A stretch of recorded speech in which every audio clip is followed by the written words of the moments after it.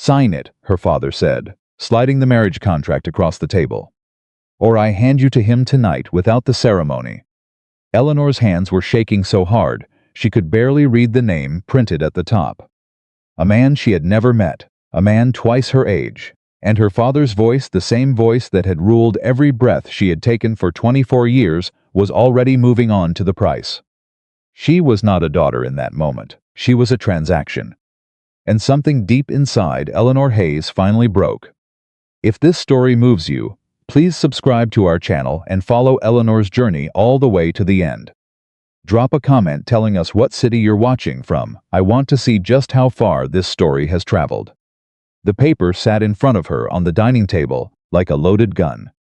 Eleanor read the name again. Harlan Griggs, 51 years old. A cattle broker from Billings with 3 failed marriages behind him, and a reputation that traveled faster than he did. The men who worked for him didn't look people in the eye. That said everything about the kind of man he was. Her father, Thomas Hayes, stood at the head of the table with the posture of a man who had already decided the outcome, conversation. He always stood that way, chest out, jaw set, the kind of stillness that wasn't calm at all, it was warning. "You've been a burden on this household long enough," Thomas said. He wasn't looking at her. He was looking at the document, as though it were a business ledger, and she were a line item that finally balanced. "Griggs is a fair man. He'll give you a home." Eleanor set the pen down. "You mean he'll give you money?" The temperature in the room dropped. Thomas turned to her slowly. He had a way of moving, when he was angry, measured, deliberate. Like a man who had learned long ago that the most frightening thing wasn't the explosion but the silence before it. "Watch your mouth. I've watched my mouth my entire life." Eleanor heard her own voice as if it were coming from somewhere outside her body, steadier than she felt, harder than she expected. "I've watched everything, what I wore, who I talked to. When I could leave the house, and when I couldn't. And now you want to sell me to a man I've never spoken to, and you're calling it a home. It is a home, a better one than you deserve. I deserve to choose." Thomas laughed. It wasn't the warm kind. It was the kind that was meant to reduce something to nothing. "You're 24 years old, and you've never worked a day in your life," he said. "You don't get to choose, you get to be grateful." Eleanor thought about all the years she had spent being grateful. Grateful for meals she cooked herself. Grateful for the privilege of being allowed to walk to the edge of their property. Grateful for the rare days when her father came home without fury in his eyes. She had spent so long being grateful that she had almost forgotten what she actually wanted. She pushed back from the table and stood no. The word landed between them like a stone dropped in still water. Thomas stared at her. She had said no before, quietly, in small ways, in moments that could be brushed aside. But not like this, not standing, not looking directly at him. "Sit down, Eleanor." No, he took a step toward her. "I said sit down, and I said no." Her voice cracked on the second word, but she didn't let it stop her. "I'm not signing that paper. I'm not marrying Harlan Griggs. And I'm not spending the rest of my life being sold from one man's house to another.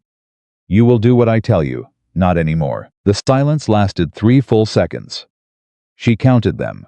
Then Thomas reached across the table and swept the pen to the floor. "Then you're out of this house by morning," he said. "Without a cent, without a horse, without anything that carries my name. And when Griggs comes for what I promised him, you'd better not be anywhere he can find you. Because if he can find you, girl, that contract holds."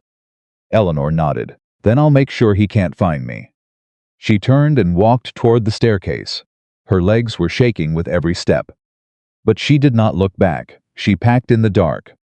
She had rehearsed this in her mind before on the nights when her father came home from his kartottingstrom games in a black mood, and the walls of the ranch house felt like they were pressing in. She had lain in bed and thought, what would I take if I had to leave tonight? The answer, when it actually came, was smaller than she imagined. Her mother's necklace, a thin gold chain, with a small oval locket that held a photograph so faded you could barely make out the woman inside. Her mother had died when Eleanor was 9, and the necklace was the only proof that someone had once looked at Eleanor and seen something worth loving. A wool coat that had belonged to her brother before he left for California and never wrote back. $14.60 she had saved over 2 years for small errands she could run for neighbors without her father knowing. A letter she had written 6 months ago to a women's employment agency in Helena. She had never sent it. She had been afraid. She folded it now and tucked it into the inner pocket of the coat. And her mother's Bible, small enough to fit in a saddlebag, heavy enough to feel like an anchor. She moved through the house without a lantern. She knew every floorboard that creaked, every step that groaned, the particular sound the back door made when it opened too fast. She had learned all of these things the way children learn the geography of survival, quietly, carefully, without ever meaning to.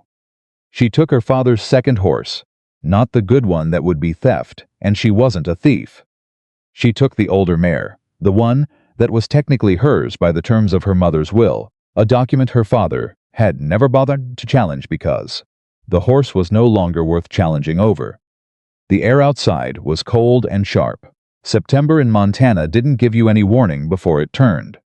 She could see her own breath and the horses as they moved away from the house, keeping to the grass to muffle the hooves, staying well clear of the bunkhouse, where the ranch hands slept.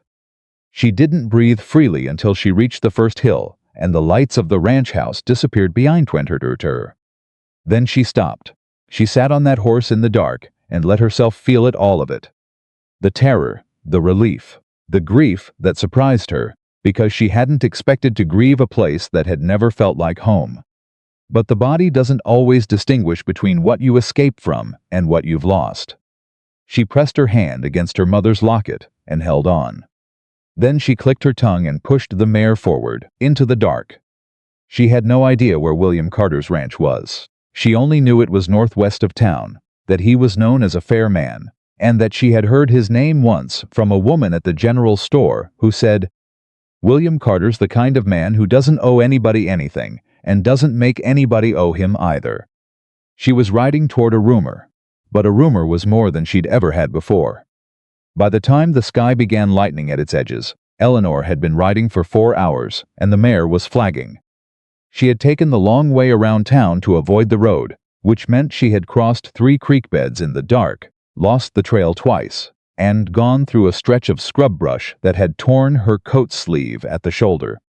She was cold to the bone, hungry, and increasingly aware that her plan, such as it was, had the structural integrity of wet paper. She stopped at a creek to let the mare drink and tried to get her bearings. That was when she heard the riders behind her, not close, but not far enough, 2 of them from the sound of it. Moving at a pace that suggested they weren't exploring, they were following something. Her father's men, most likely. He'd said she had until morning. She hadn't realized that meant he'd already sent someone out the moment she went upstairs. She urged the mare away from the creek, moving faster than was wise on uncertain ground in uncertain light. The mare stumbled once on a patch of loose rock, and Eleanor's heart lurched into her throat. She steadied the horse with her knees and kept moving. 15 minutes later, she topped a low rise and saw a ranch below her. Not large, not grand, but solid, the kind of solid that came from being built right, not being built expensive. A main house with smoke already rising from the chimney. A barn twice the size of the house, fenced pasture with cattle moving quietly in the gray morning light. And a man walking between the house and the barn with the unhurried stride of someone who had done this particular walk 10,000 times and expected to do it 10,000 more. Eleanor made her decision before she finished thinking it through. She pushed the mare down the hill. William Carter heard the hoofbeats before he saw her and turned with the alertness of a man who'd spent enough years on the frontier to know that early morning visitors rarely meant good news. What he saw was a woman on a tired horse coming down his access trail at a pace that wasn't quite controlled, her coat torn at the shoulder, her hair unpinned and wild from the night's riding, her face drawn tight with something that was working very hard not to become panic. He set down the bucket he was carrying. He did not reach for the rifle, propped against the barn door. He noticed his own instinct to do so and chose differently. The woman pulled her horse up 10 feet from him and looked at him. She was sizing him up. He could tell the way anyone who'd learned to be careful looks at a stranger in the early morning on a lonely road. She was calculating whether to trust him, doing it fast. "William Carter," she said. "That's right, I need help." She said it flat. No decoration, no apology. "I have approximately 15 minutes before the men following me get over that hill. I need somewhere to be that isn't visible from the road." William looked at the hill, then back at her. "Who's following you?"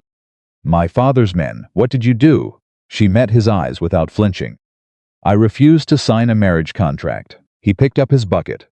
"Barn's behind the main structure," he said. "They won't see it from the road." "Bring the horse inside." She didn't thank him, she just moved. He decided in that moment that he liked her. The riders passed on the road 20 minutes later. William watched them from the corner of his house, casual as a man stepping outside to check the weather. Two ranch hands he didn't recognize. They slowed at his gate, looked toward the property, and moved on. Looking for someone, clearly, not looking hard enough to come knocking. He waited another 10 minutes before going to the barn. Eleanor was standing beside her horse in the dim interior, running her hands along the mare's neck in slow, repetitive strokes. She wasn't looking at the animal. She was staring at the middle distance with the expression of someone adding numbers that weren't adding up. She heard him come in and turned. "They're gone," he said. Something loosened in her face, but only for a second. "They'll come back," she said. "My father isn't the kind of man who stops." William leaned against the barn door frame. "What's your name?" "Eleanor Hayes." He recognized the name. Thomas Hayes was not unknown in this part of Montana.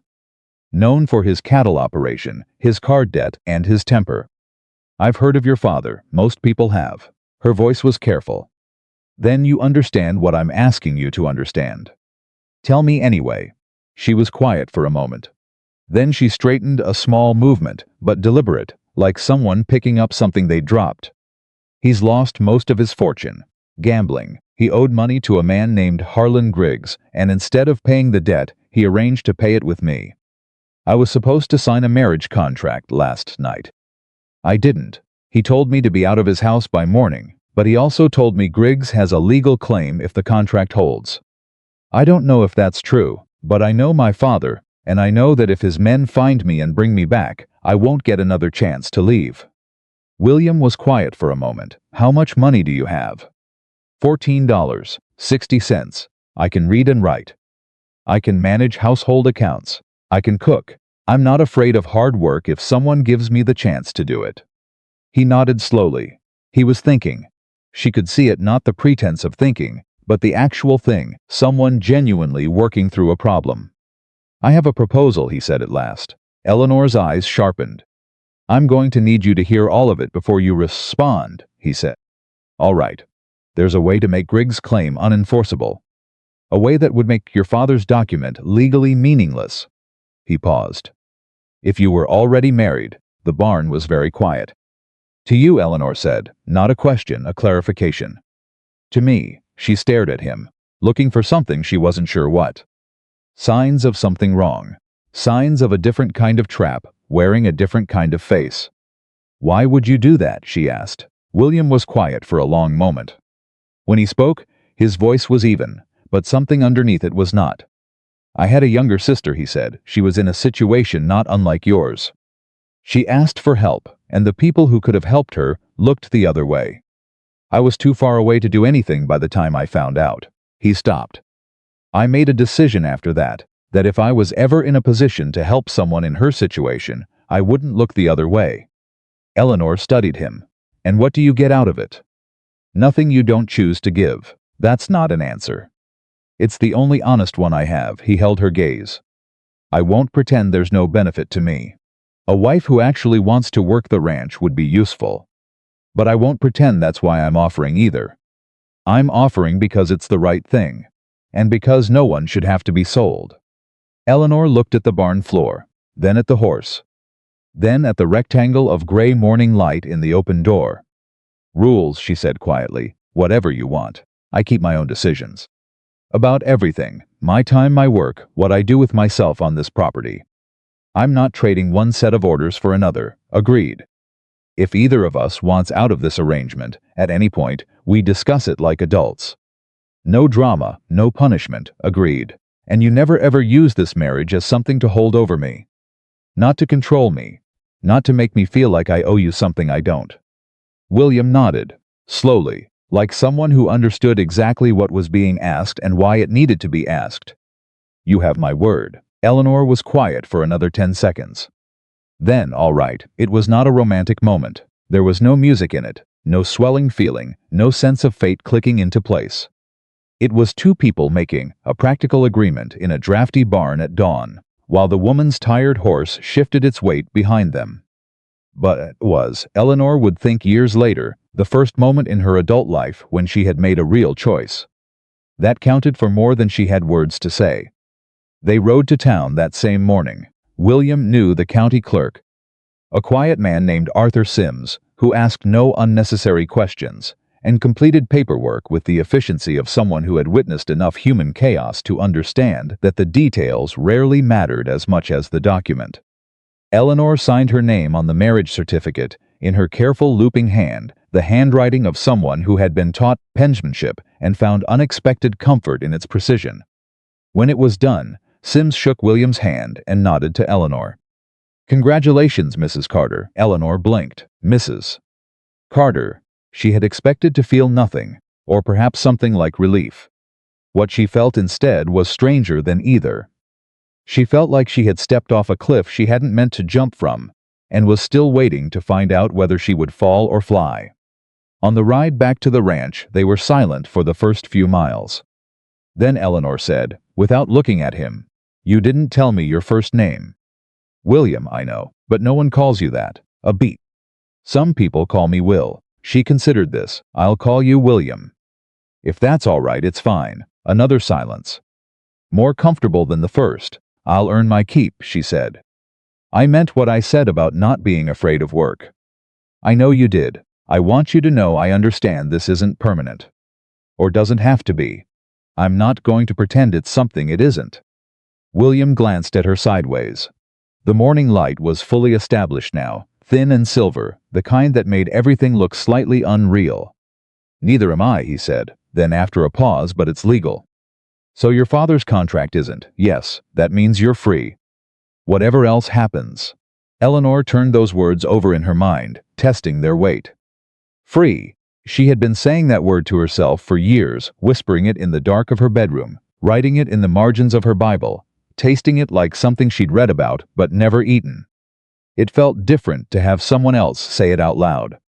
It felt unexpectedly like something she could believe. The ranch hands learned about the marriage before noon. William had two full-time hands, a wiry, quick-moving man named Pete, who had been with him for 6 years, and a younger one named Curtis who had shown up looking for work 2 seasons ago and proven too useful to let go. Both of them received the news with the particular poker-faced stillness of men who knew better than to say what they were thinking. Pete waited until William was out of earshot before he pulled Eleanor aside near the kitchen garden. "Ma'am," he said, in the careful tone of someone about to say something that might not land well. "No disrespect intended, but I've known William Carter for 6 years, and he has never once mentioned wanting a wife. So I'm just going to say whatever the situation is, I'm not asking any questions, and if you need anything while you're getting settled, you come to me." Eleanor looked at him. "He told me about his sister," she said. Pete was quiet for a moment. Something shifted in his face, some old weight moving behind his eyes. "Then you know what kind of man he is," he said, and walked away. Curtis was less tactful. "So you're staying?" he asked, over lunch, with the directness of someone who had not yet learned that directness has a time and place. "I'm staying," Eleanor said. "For how long? That's not determined." Curtis considered this. "Can you cook?" "Reasonably well." "Better than William?" "I don't know yet. I've never tasted his cooking." Curtis looked hopeful. "He makes the same 3 things." "Rotating. That sounds like an opportunity," Eleanor said. Curtis grinned. It was, she would later realize, the first real smile she had produced in longer than she could remember.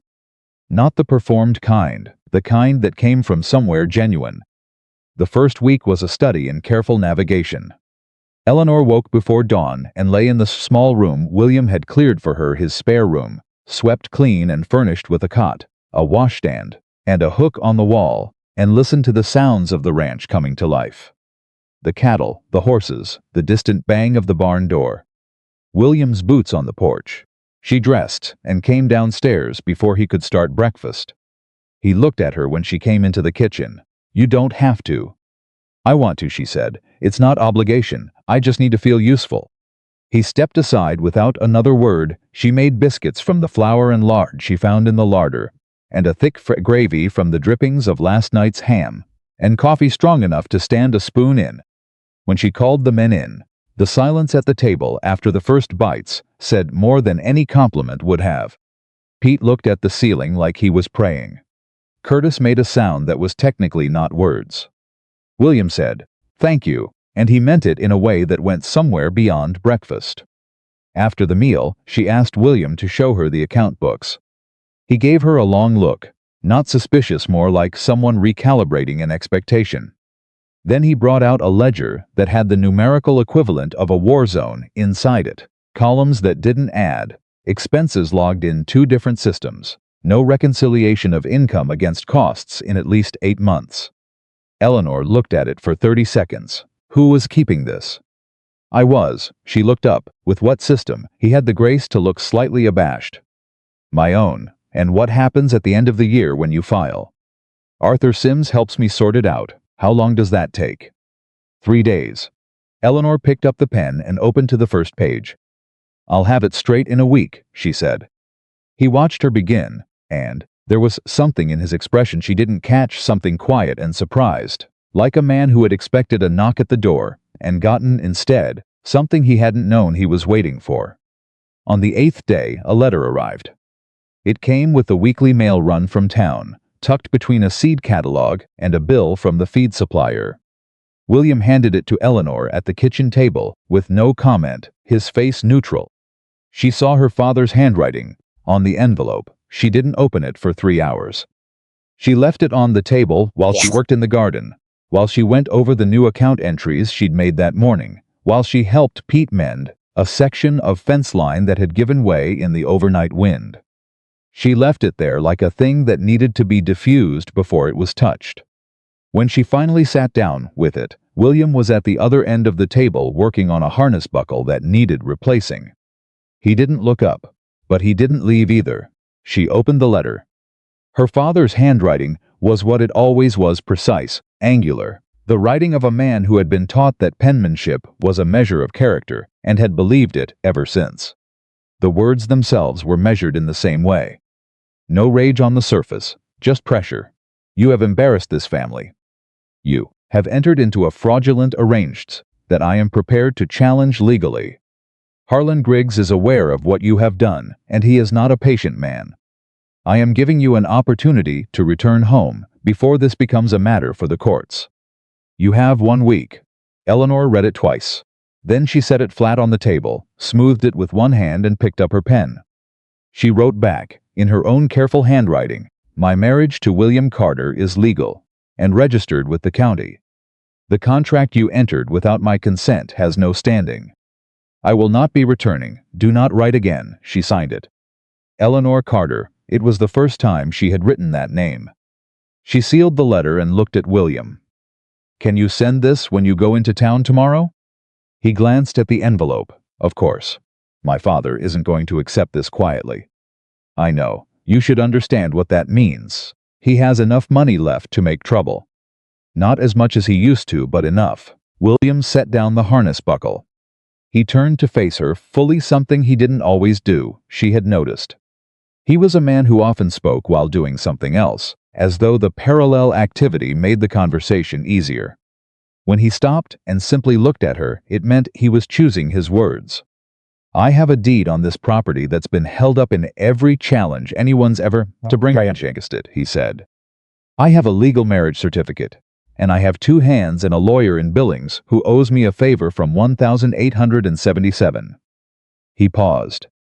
"Your father can do what he wants, but he's not taking anything from this ranch."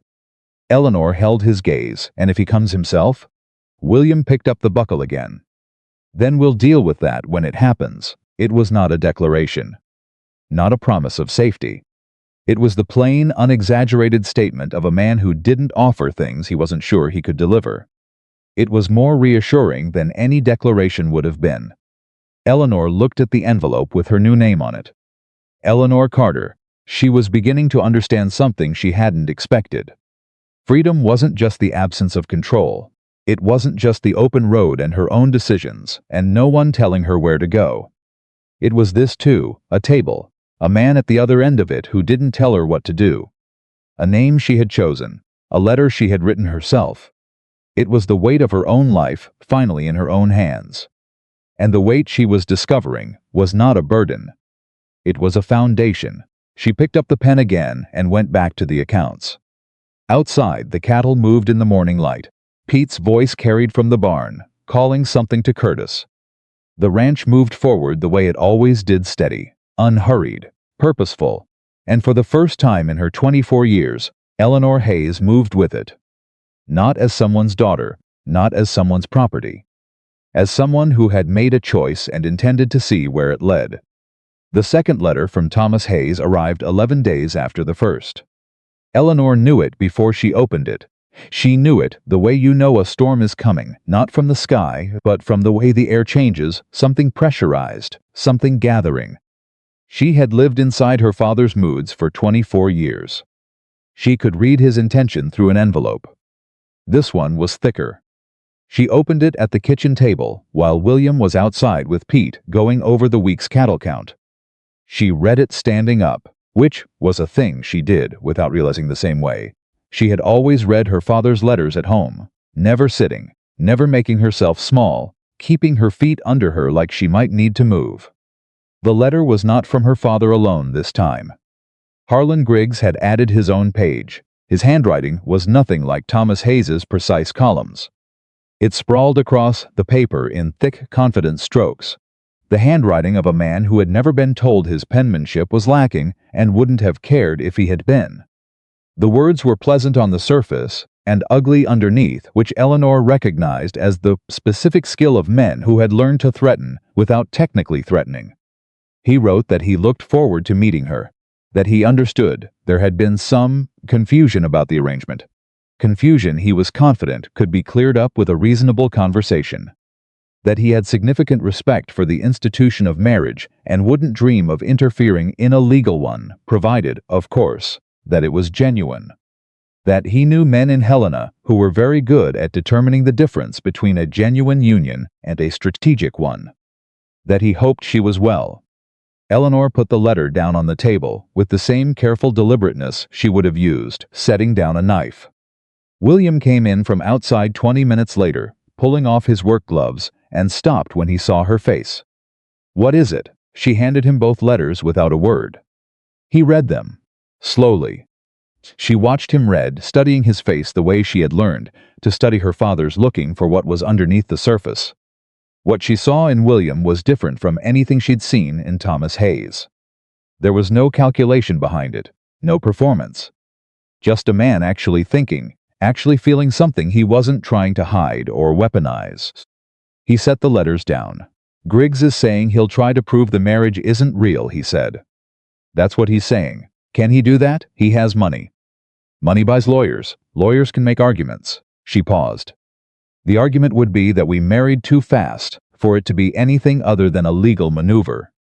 Which is, technically, accurate. William looked at her steadily. "Then we make it less accurate," he said. Eleanor studied him. "What does that mean exactly?" "It means we live like a married couple. Not a performance. I'm not interested in performing anything. But the things that people notice. We eat together. We're seen in town together. We act like two people who made a decision and are standing by it." He paused. "Which is what we did." She held his gaze for a long moment. "You're not worried about what people will say? About a marriage this sudden?" "People are always going to say something," William said. "I stopped caring about that around 1874. He picked up his gloves again. "Are you?" Eleanor thought about it honestly. "I'm worried about something else," she said. "I'm worried about what happens if the lines get blurry. If this starts feeling like something it isn't." William was quiet for a moment. When he spoke, his voice was measured. careful the voice of someone who had thought about things like this before. "I made you a promise," he said, "about your choices. That promise doesn't change based on circumstance." She nodded slowly. "All right," she said, "then we stand by what we did." It sounded simple when she said it. It turned out to be considerably more complicated than that. The first test came 2 days later, when William drove her into town for the weekly supply run.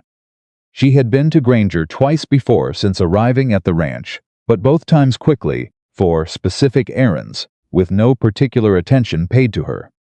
This time was different. William walked beside her down the main street with the easy, unhurried stride of a man who had nothing to explain to anyone. And people noticed. She could feel it, the particular quality of attention that a small community turns on something new. Not hostile, not warm, just the acute, assessing alertness of people who knew everything about each other and had just been handed a new variable to account for. At the general store, the woman behind the counter, a broad, sharp-eyed woman named Mabel Forsyth, who Eleanor would later learn knew the business of every person within 40 miles, looked at Eleanor with the kind of direct appraisal that didn't bother pretending to be subtle. "You're William's wife," Mabel said. A statement, not a question. "I am," Eleanor said, also a statement. Heard it was sudden. Most worthwhile things are. Mabel's eyes moved between Eleanor and William, calculating something. Then something in her face shifted, not softening exactly, but opening slightly, the way a door opens an inch before you decide whether to open it the rest of the way. "You need anything that isn't on the shelf, I can order it from Helena," she said. "Takes about 2 weeks. Thank you," Eleanor said. "I'll keep that in mind." It wasn't acceptance, but it wasn't rejection either. In a town like Granger, Eleanor was learning. That middle territory was where everything actually lived. Outside, walking back toward the wagon, William said quietly, "That went better than I expected." "She was testing me. She tests everyone. Did I pass?" He glanced at her sideways. She offered to order things from Helena. For Mabel Forsyth, that's practically a standing ovation. Eleanor filed that away. She was building a map of this place, not its roads or its buildings, but its social architecture, the invisible structures that told you who mattered to whom and why. She was good at this. She had spent her life reading rooms she wasn't supposed to understand.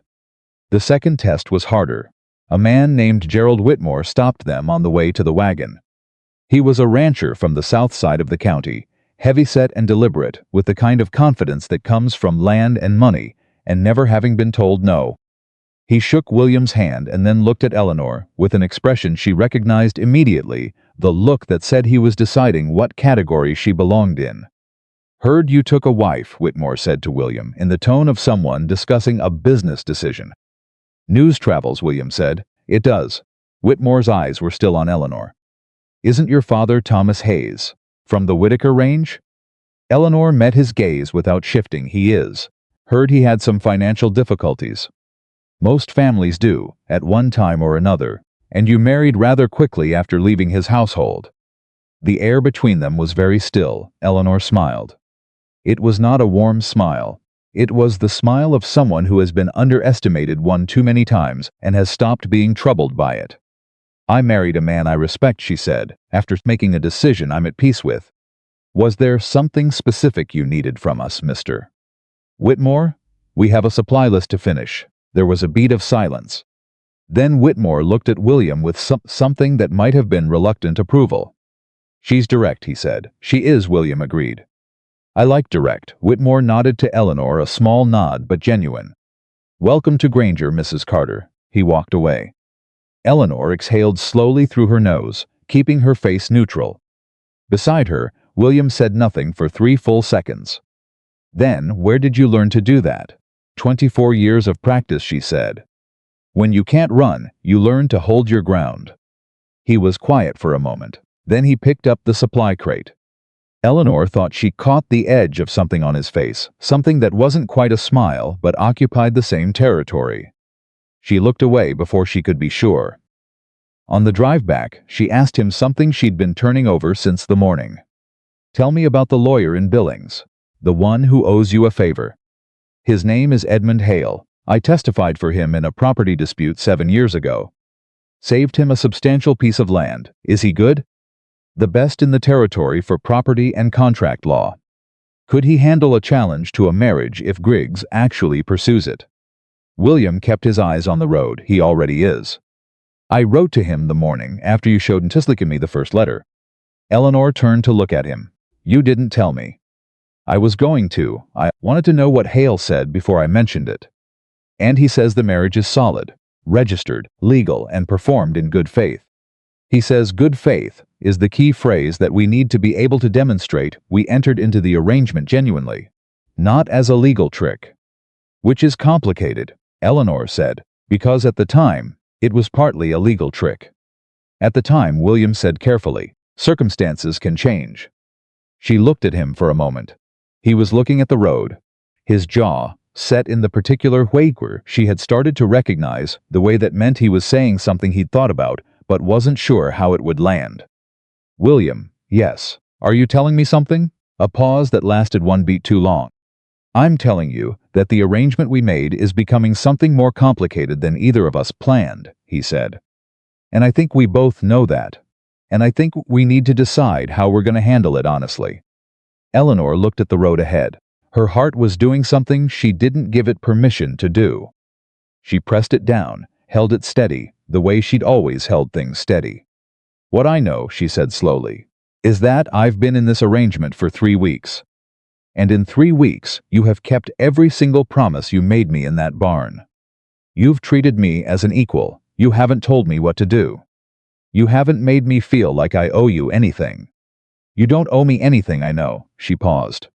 That's the part I keep not knowing what to do with. The wagon moved forward. The afternoon was clear and cool, and the land on both sides of the road stretched out in its vast, indifferent way. Neither of them said anything more about it. But the conversation sat between them, for the rest of the drive like a stone, turned over to reveal what was growing underneath, not examined, not addressed, but there. Present, real, and growing, whether either of them was ready to admit it.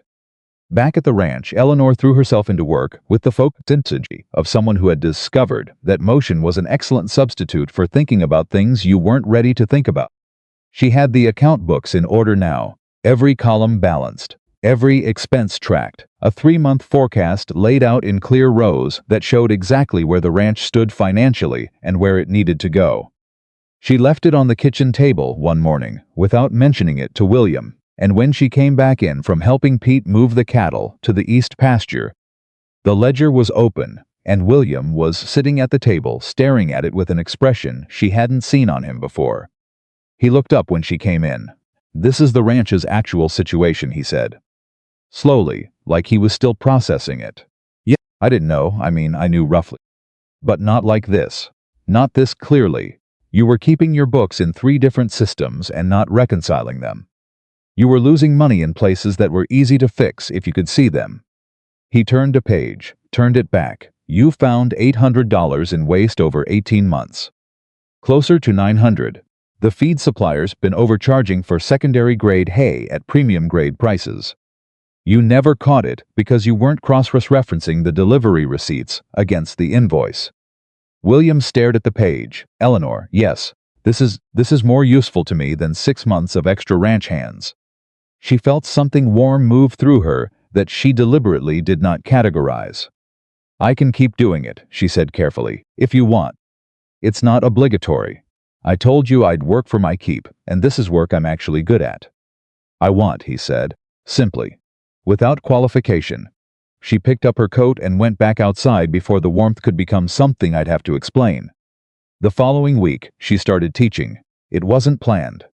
It started because she found Carrots, who was 22, and had missed significant portions of his education during what he called some years of moving around, struggling over a letter he was trying to write home.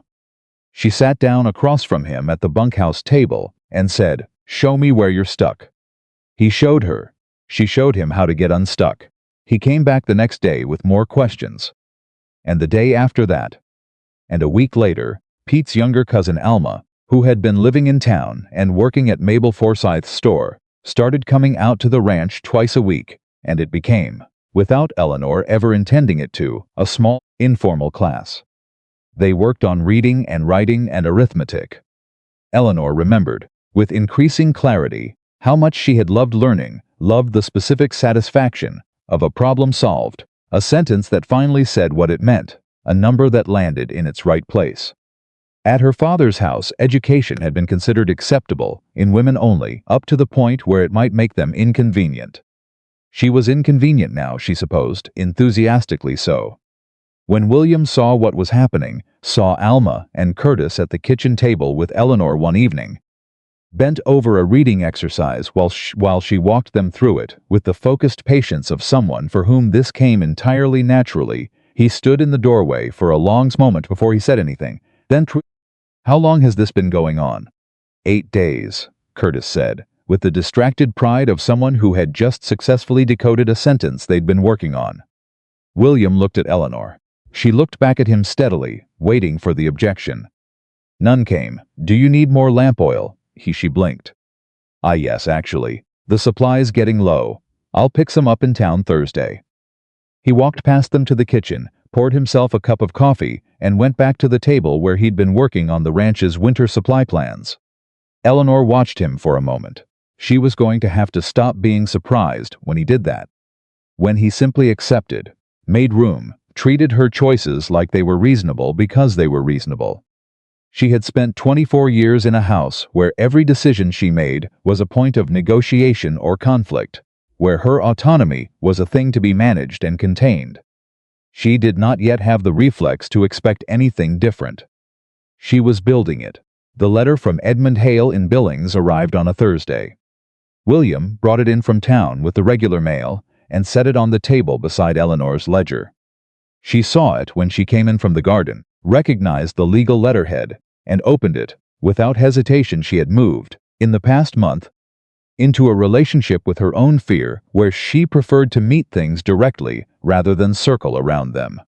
Hale's letter was clear and not entirely reassuring. He confirmed that the marriage was legally solid. He confirmed that a direct legal challenge would be difficult. He also confirmed that Harlan Griggs had indeed consulted with a Helena attorney, and that the strategy being considered was not a direct challenge to the marriage itself, but something more nuanced. A challenge to Eleanor's mental and legal competency at the time of the marriage, on the grounds that she had been in a state of duress and had not been capable of giving full legal consent. Eleanor read that sentence twice. "They're going to argue I wasn't of sound mind," she said. William, reading over her shoulder, he'd moved to stand behind her at some point during the letter, close enough that she could feel the warmth of him, made a low sound of recognition. "That's the play," he said. "They can't challenge the legality, so they challenge the person who made it. They're going to say I was hysterical, desperate, that my judgment was compromised." Her voice was even, but something behind her ribs was not. "That I couldn't have genuinely consented, because no woman in her right mind would have done what I did." "It's a weak argument. It's an argument people will believe," Eleanor said. "Because it's easier to believe a woman was out of her mind than to believe she made a clear, rational decision that her father didn't like." The room was very quiet.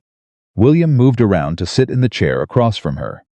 He leaned forward, elbows on his knees, and looked at her with a directness that she had come to associate with him, specifically no softening, no performance, just actual engagement. "What do you want to do?" he asked. "Not what should we do. Not here's my plan. What do you want to do?" She breathed through it. "I want to write a letter to every woman in this county who's ever been told she didn't know her own mind," she said. "But since I can't do that, I want to talk to Hale directly. I want to sit across from him and tell him exactly what happened in my own words, and let him hear how clearly I remember every single detail. And then I want him to use that." William nodded. "I'll write to him tonight," he said. "We can go to Billings next week if you want to do this in person." "I do." He stood, started to move toward the writing desk. Then stopped. "Eleanor." "Yes." He turned back. There was something on his face that she had started noticing more often, a look that didn't have a clean name, something between concern and care, and something older and quieter than either. "For what it's worth," he said, "I've watched you operate in this household for 5 weeks. I've watched you handle Mabel Forsythe and Gerald Whitmore and my account books and my ranch hands and everything your father has thrown at you since you got here. And the only thing I can tell you with complete certainty is that you are the sanest, most clear-headed person I've encountered in 15 years of living in this territory." Eleanor looked at him. She had learned, over the past weeks, that William did not say things for effect. He did not offer reassurance as a social gesture. When he said something, it was because he meant it, and he had thought about it before he said it, and it was true to the best of his ability to assess it.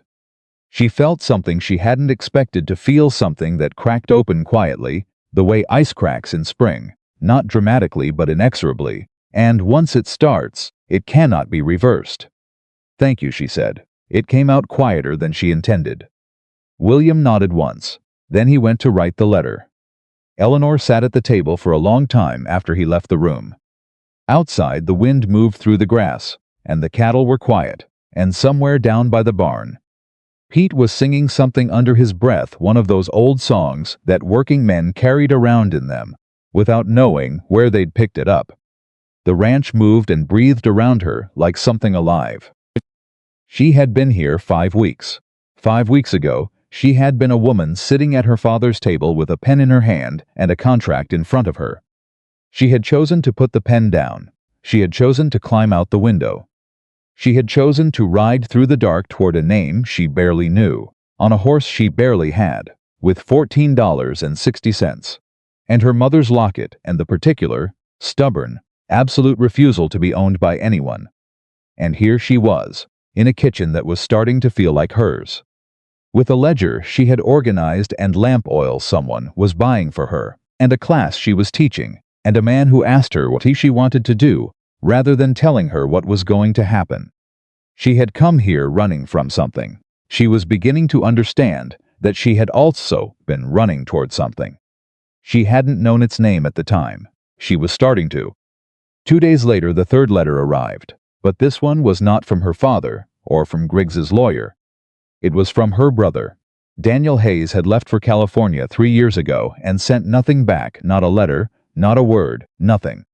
Eleanor had long since folded him into the category of people who had chosen the easier thing, the thing that didn't require standing beside anyone. She had grieved him quietly, in the way you grieve people who aren't dead but have chosen to be absent. The letter was postmarked San Francisco. She opened it in her room, alone, and sat on the edge of her cot and read it. Daniel had heard what happened. He didn't say how. He said that he was sorry, not the reflexive kind of sorry, but the kind that costs something, the kind that takes paragraphs to explain, because the writer knows that a single word isn't sufficient. He said he'd known what their father was doing. He'd known for years. And he had left instead of staying to fight it, and he had told himself it wasn't his battle, and he had been wrong, and he was sorry. He said he was glad she got out. He said he wanted to know if she was willing to tell him that she was all right. Eleanor stared at the letter for a long time. Then she picked up her pen and wrote back. Not a short letter, a real one. She told him about the ranch. She told him about the accounts and the teaching, and Pete's songs and Curtis's improving penmanship. She told him about Mabel Forsythe and Gerald Whitmore and Edmund Hale and the letter from Griggs's lawyer that she was going to Billings to answer in person. She told him she was all right. More than all right. She didn't tell him about the feeling that had cracked open quietly in the kitchen 2 nights ago. Some things she was still learning the shape of before she could say them out loud. That evening she found William on the porch after supper. He was sitting in the plain wooden chair he always sat in after the day's work was done, looking at nothing in particular, or rather, looking at everything in the particular way of someone whose mind was somewhere slightly removed from the present moment. She sat in the other chair, the one that had been empty since before she arrived. She had started sitting there in the evenings, without either of them discussing it. "I heard from my brother today," she said. William turned to look at her. "He's in San Francisco. He's been there 3 years." She paused. "He knew what was happening. He left instead of staying. How do you feel about that?" She thought about it honestly. It deserved honesty. "Complicated," she said. "I'm angry. I'm also glad he wrote. I'm also aware that complicated is better than simple in this situation, because simple would mean I'd already decided, and I don't think I have." William was quiet for a moment. Then, "Do you want him back in your life?" "I want to find out who he is now," she said. "Whether he's still the person who left, or whether he's becoming someone different." She paused. "I think people can become someone different. I think that's real and possible. I'm doing it myself." The last sentence surprised her when it came out. William looked at her steadily. "Yes," he said, "you are." The evening settled around them. The sky moved through its colors. The ranch breathed its quiet evening breath, and Eleanor Carter, still new to the name, still learning its weight, still discovering what it meant to be a woman who had chosen her own life, sat in her chair on William Carter's porch and felt, for the first time in as long as she could remember, that she was exactly where she was supposed to be. Not because anyone had put her there, because she had chosen it. That distinction was everything. The trip to Billings changed something. It wasn't the meeting with Edmund Hale, though that had gone better than Eleanor had expected. Hale was a compact, precise, wire-rimmed glasses, and the particular manner of someone who had spent decades in courtrooms and had stopped being impressed by anything except clarity. He had listened to Eleanor describe in exact sequence every event from the night she refused to sign the contract to the morning she rode up to William's access trail. He had asked her 3 questions. Then he had taken off his glasses, polished them with his handkerchief, and said, "Mrs. Carter, I have built careers around witnesses less credible than you. I'm not concerned about this challenge." She had felt the knot in her chest loosen by a degree she hadn't known it was still holding. But the thing that changed something was what happened on the second evening in Billings, when William took her to a small restaurant on the main street, nothing elaborate. Just a clean room with good food and actual chairs, instead of ranch house benches, and they sat across from each other and had a meal without either of them having a task to accomplish. No ledger to review, no fence to fix, no letter to answer, no student to teach, just dinner. 2 people who had been living in close quarters for 6 weeks, discovering over a shared meal that they actually liked each other. Not as a married couple performing for Griggs's lawyers. Not as 2 people in a practical arrangement managing a problem together. But as people who had things to say, who were interested in what the other one said back. William told her about his sister. More than he'd said in the barn, the fuller version, the version with the actual weight of it. Her name had been Clara. She had been 20 when she married a man whose temper was not visible until after the ceremony. William had been in Wyoming at the time, working a cattle drive. By the time someone sent word, by the time he could get back, it was too late. Eleanor listened without filling the silence with anything that didn't belong there. "I should have known," he said, not for sympathy, just a fact he carried. "You couldn't have known," she said. "You were gone. And she probably didn't tell you because she was doing what people in those situations do. She was trying to manage it herself because she'd been taught that was her job." William looked at her. "That's exactly what she was doing," he said. "I know because I did the same thing," Eleanor said. "For years, you manage, you minimize, you tell yourself it's not that bad. You convince yourself that if you just get better at being quiet, it'll get easier." She paused. "It never does." "No," he said, "it never does." They were quiet together for a moment, which was a different kind of quiet than the quiet of 2 people with nothing to say. It was the quiet of 2 people who had both said something real, and were letting it settle. Then William said, "Can I ask you something? You can always ask. What would you have done if I hadn't been there? If you'd ridden out that morning and my ranch had been empty, or I'd turned you away?" Eleanor thought about it carefully. She didn't believe in giving quick answers to questions that deserved slow ones. "I had the letter to the employment agency in Helena," she said at last. "The one I never sent. I would have sent it, and then I would have gone somewhere and waited for the reply, and done whatever work they found me, and I would have taken my father to court myself if I had to." She paused. "It would have been harder, much harder, but I would have done it." "You never doubted that?" "I doubted everything else." "I didn't doubt that." She met his eyes. "I was not going to let him sell me. Whatever else I wasn't sure of, I was sure of that." Something moved across William's face. Something she was beginning to recognize, that particular expression that she had initially catalogued as unreadable and was slowly learning to read. "I know," he said quietly. "I knew it that morning in the barn." "Is that why you offered?" "Partly." He turned his coffee cup in his hands. "Partly it was Clara, partly it was something else." "What else?" "You." The word sat between them, plain and undecorated.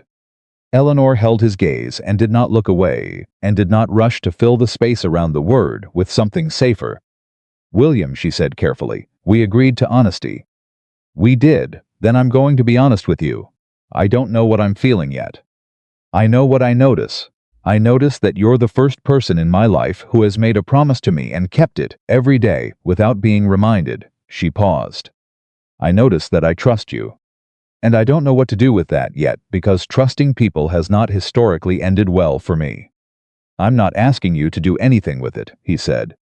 "I'm just telling you what's true. You can decide what it means." She nodded slowly. "That's the most infuriating and also the most decent thing you could possibly say." The corner of his mouth moved. It was barely a smile. But it was real. "I'll take it," he said. They rode home the next morning in the same comfortable silence as always. But the silence had a different texture now. It had the texture of something acknowledged rather than avoided. That was, Eleanor was learning. The difference between a silence that closed things off and a silence that left them open. The acknowledgement lasted exactly 4 days before Thomas Hayes arrived. She heard the horses before she saw them. She was in the garden. She had taken over the kitchen garden entirely now, reorganizing it on a more efficient layout she'd worked out on paper first, which had prompted a look from Pete that she could only describe as respectful bewilderment, and the sound of multiple riders coming up the access trail, at a pace that wasn't casual, had her on her feet and moving before. Her mind had fully processed what she was hearing. She knew, the way the body knows things before the brain catches up. Something in her chest tightened down to a point. That old fear response she'd spent a lifetime developing, not panic, but the specific, cold alertness of someone who had learned that danger announces itself in sound and posture and the way the air changes. She went toward the house. William was already on the porch. Thomas Hayes came up the trail with 2 hired men behind him, and Harlan Griggs riding at his left shoulder, and a 4th man Eleanor didn't recognize, who had the look of a legal functionary, someone paid to hold paper. Her father looked exactly as he always looked, upright, controlled, wearing his authority like a coat he'd been born in. He surveyed the ranch with the expression of a man performing an inspection rather than arriving at someone else's property. His eyes found Eleanor. Something moved through them that she didn't have a word for. It wasn't love, exactly. It was the particular kind of regard that people have for things they consider theirs, the feeling you have when you locate a belonging you've misplaced. "It turned her stomach, Eleanor," he said. "Come down from there." "Good morning, Father," she said. She was standing on the porch beside William, and she did not move an inch. "You should have sent word you were coming." "I don't send word to my own daughter." "I'm not your daughter at your convenience," she said. "I'm my own person at mine." Thomas Hayes's jaw tightened. It was a small movement, almost imperceptible to anyone who didn't know his face, but Eleanor knew it. She had spent 24 years reading that jaw. Griggs moved his horse slightly forward. He was a heavy-set man, not as old as she'd imagined from his name, perhaps mid-40s, with the settled, comfortable look of someone accustomed to getting what he wanted through patience rather than force. He studied Eleanor the way she'd been studied all her life, with the flat appraisal of a man cataloging a transaction. "Mrs. Carter," he said. He put a slight deliberate weight on the title. "Not acknowledgement, a probe, Mr. Griggs," she said. "I've heard a great deal about you." His voice was pleasant. "I hope we can clear up some of the confusion about your situation." "There's no confusion about my situation," Eleanor said. "I'm a married woman on my husband's property. That's my situation." Griggs smiled. It didn't reach anywhere useful. "We have a document," said the 4th man, the legal functionary, producing a folded paper and holding it out toward William. A petition asserting that the marriage of Eleanor Hayes and William Carter was entered into under duress and without the bride's full legal competency, and requesting a judicial review of the certificate's validity. William took the paper. He unfolded it, read it without visible reaction, and handed it to Eleanor. She read it. Then she looked up at her father. "You're saying I wasn't of sound mind," she said. "I'm saying you were frightened and alone, and you made a decision you didn't fully understand," Thomas said. The tone was almost gentle, which was worse than the other kind. "I'm not here to punish you. I'm here to bring you home." "Home," Eleanor repeated. "You told me to get out." In those exact words. "And now you're standing on another man's property, calling his house not home and your house home. Which is it? Don't be difficult. I'm not being difficult. I'm being precise. You should appreciate precision, Father. You built your entire reputation on it." Thomas's eyes cut to William, the gentleman-to-gentleman assessment. The look that said, "Surely you can see she's being unreasonable. Surely we can handle this between the two of us."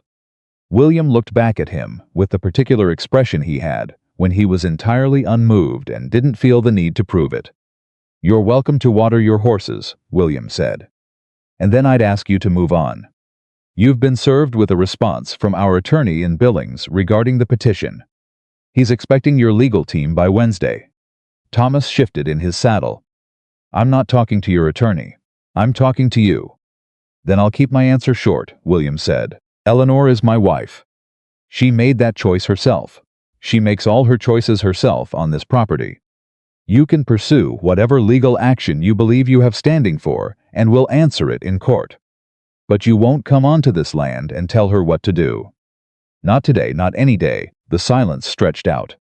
Griggs made a sound that was not quite a laugh. He looked at Eleanor with something she finally identified. It was the look of a man recalculating a figure that had come out wrong. He had expected a frightened woman who could be managed. He was encountering something considerably different. "You're making this harder than it needs to be," he said.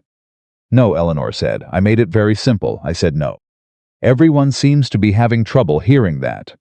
Thomas Hayes leaned forward, and now the control slipped, just fractionally, the way a mask slips when the muscles behind it get tired. Beneath the precision and the authority was something ugly and old, the fury of a man who had organized his entire identity around being obeyed and was encountering, from his own daughter, systematic refusal. "You have no idea what you've cost me," he said. "I know exactly what I've cost you," Eleanor said. "I've cost you the ability to sell me. I'm sorry if that inconveniences your accounting." The men behind Thomas shifted. Griggs was still doing his recalculation. Thomas looked at his daughter for a long moment. Then he looked at William with something that was halfway between a threat and a concession, the look of a man deciding which battle he could still win. "And this isn't finished," he said. "Yes, it is," Eleanor said. "You just don't know it yet." Thomas Hayes turned his horse and rode back down the access trail. Griggs and the legal functionary followed, and the hired men after them, and then the sound of the horses faded into the ordinary sounds of the ranch morning. Eleanor stood on the porch and did not move until she was certain they were gone. Then her knees informed her, quietly but firmly, that they were done pretending to be reliable. She sat down on the porch steps. William sat beside her. He didn't put his arm around her. He didn't tell her she'd been brave, or that everything would be fine. He just sat there, present and solid, close enough that she could feel the warmth of him, while she breathed through the adrenaline, leaving her body in waves. "I'm furious," she said after a while. "I know. Not frightened. I thought I would be frightened. I'm not. I'm furious. That's probably healthier." He looked at me like I was something he'd left on a shelf and expected to find in the same place. She pressed her hands flat against her knees. "Like I didn't get to change. Like the 8 weeks I've been here didn't happen to me." "He doesn't know who you are," William said. Not comforting. Just factual. "He never did," she said. "He built a version of me that fit what he needed and then got confused when I was different." She paused. "And Griggs, did you see his face when I answered him directly?" He recalculated. "Like I was a column of numbers that had come out wrong. He came here expecting to see a frightened woman he could talk over," William said. "He didn't find one." "No," she looked at him. "He didn't. Pete appeared from the direction of the barn, moving with the careful timing of someone who had been nearby without being intrusive and was now deciding it was safe to check in. "Everyone all right?" he said. "Fine," William said. Pete looked at Eleanor with the direct, unpolished concern of someone who didn't bother with social varnish. "You sure about that?" "I'm angry," Eleanor said, "but I'm fine." Pete nodded. Considered. "Want me to ride into town and let people know what Hayes just tried to pull here? Because word tends to get around faster when it's sent deliberately." Eleanor looked at him, then at William. William raised an eyebrow. Her decision. She thought about it for 3 seconds. "Yes," she said. "Let it get around." Pete nodded with satisfaction and went back to the barn. The petition from Griggs's lawyer landed in Edmund Hale's office in Billings 4 days later. Hale responded within the week, and his response was, by all accounts including the account of the Helena attorney, who received it thorough enough to require 3 days of reading and a significant revision of strategy. What Hale had done was simple and devastating. He had documented Eleanor's decision-making in exhaustive detail.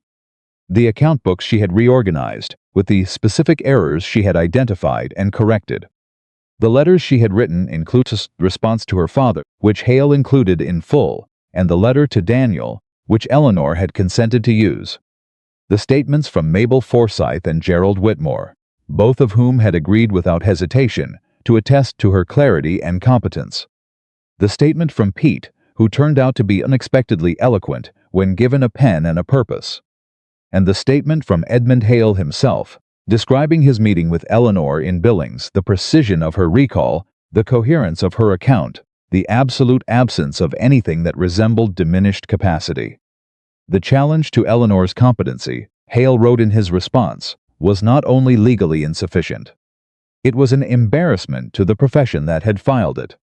When Eleanor read Hale's letter, sitting at the kitchen table with William across from her, she put it down and was quiet for a moment. "It's not over," she said. "My father doesn't stop because of a letter." "No," William agreed, "but Griggs does." She looked up.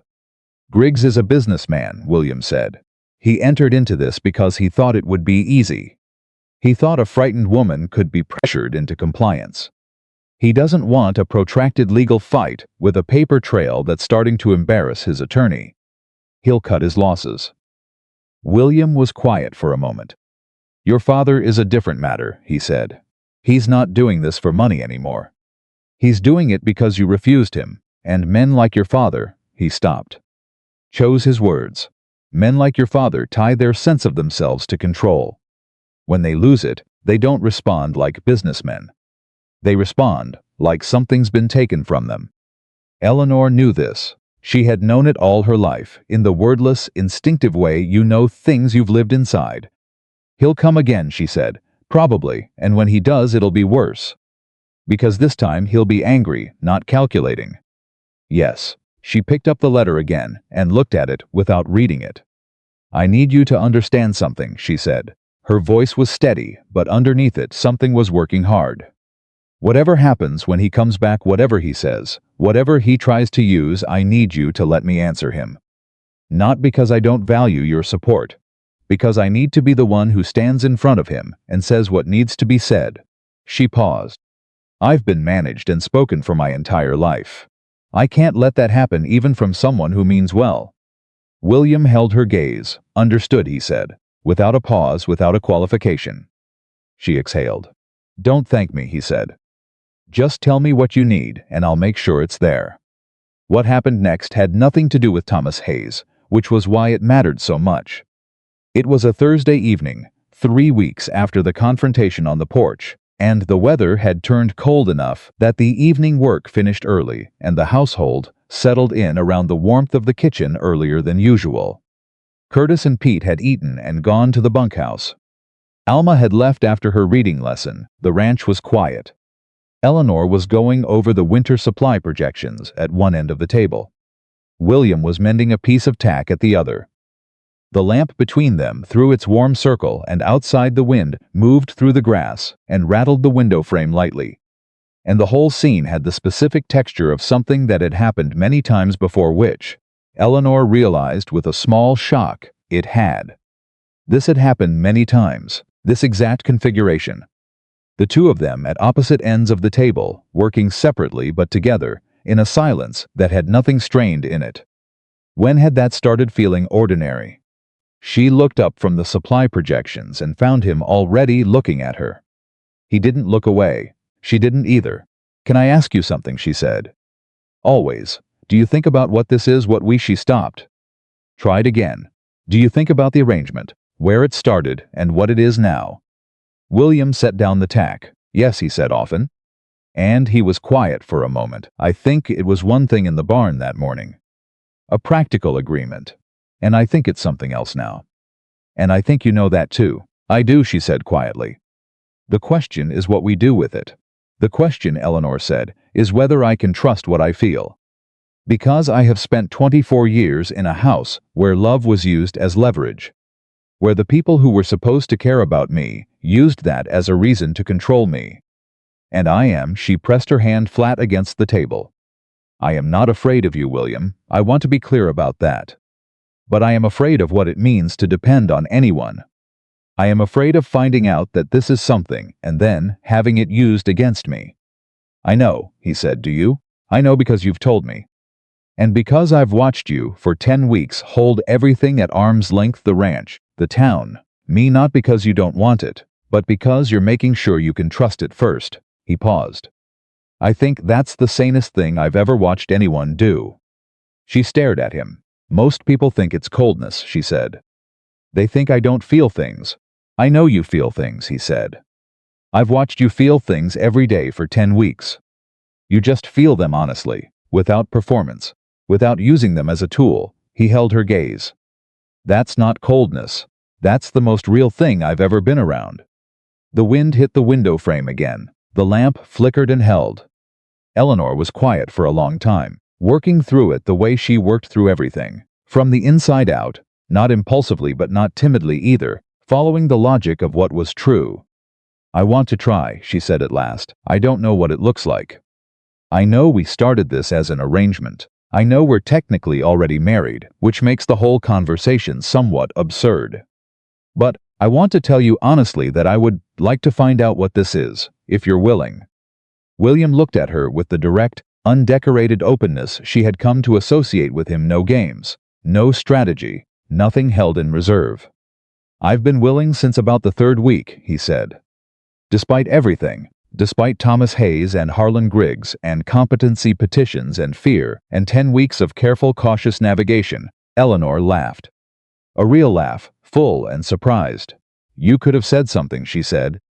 "You weren't ready," he said simply. She looked at him. "And you knew that, I could see it. So you just waited." "It was your timeline," he said. "It's always your timeline." She held his gaze across the table. The lamp threw its light between them. The wind moved through the ranch outside. She reached across the table and put her hand over his.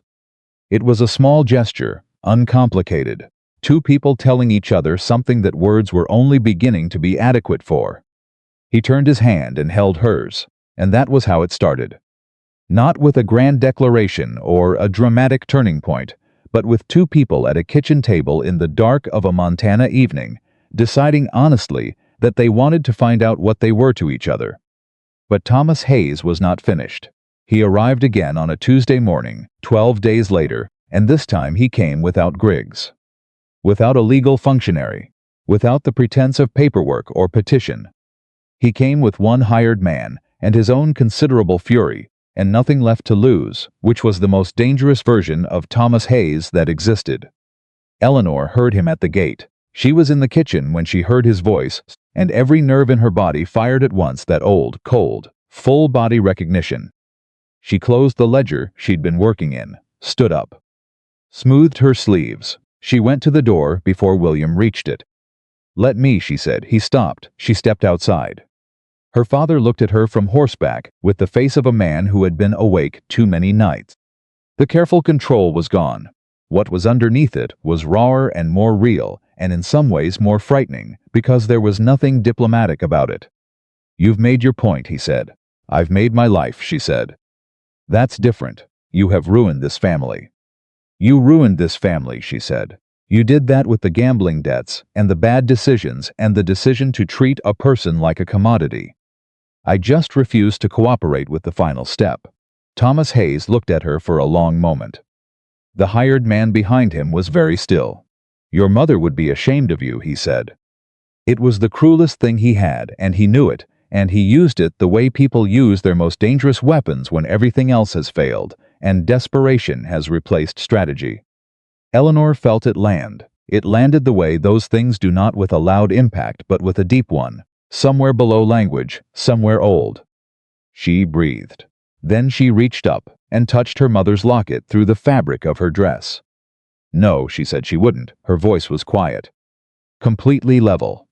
"My mother spent 22 years being controlled by you, and she died without ever once being allowed to choose her own life.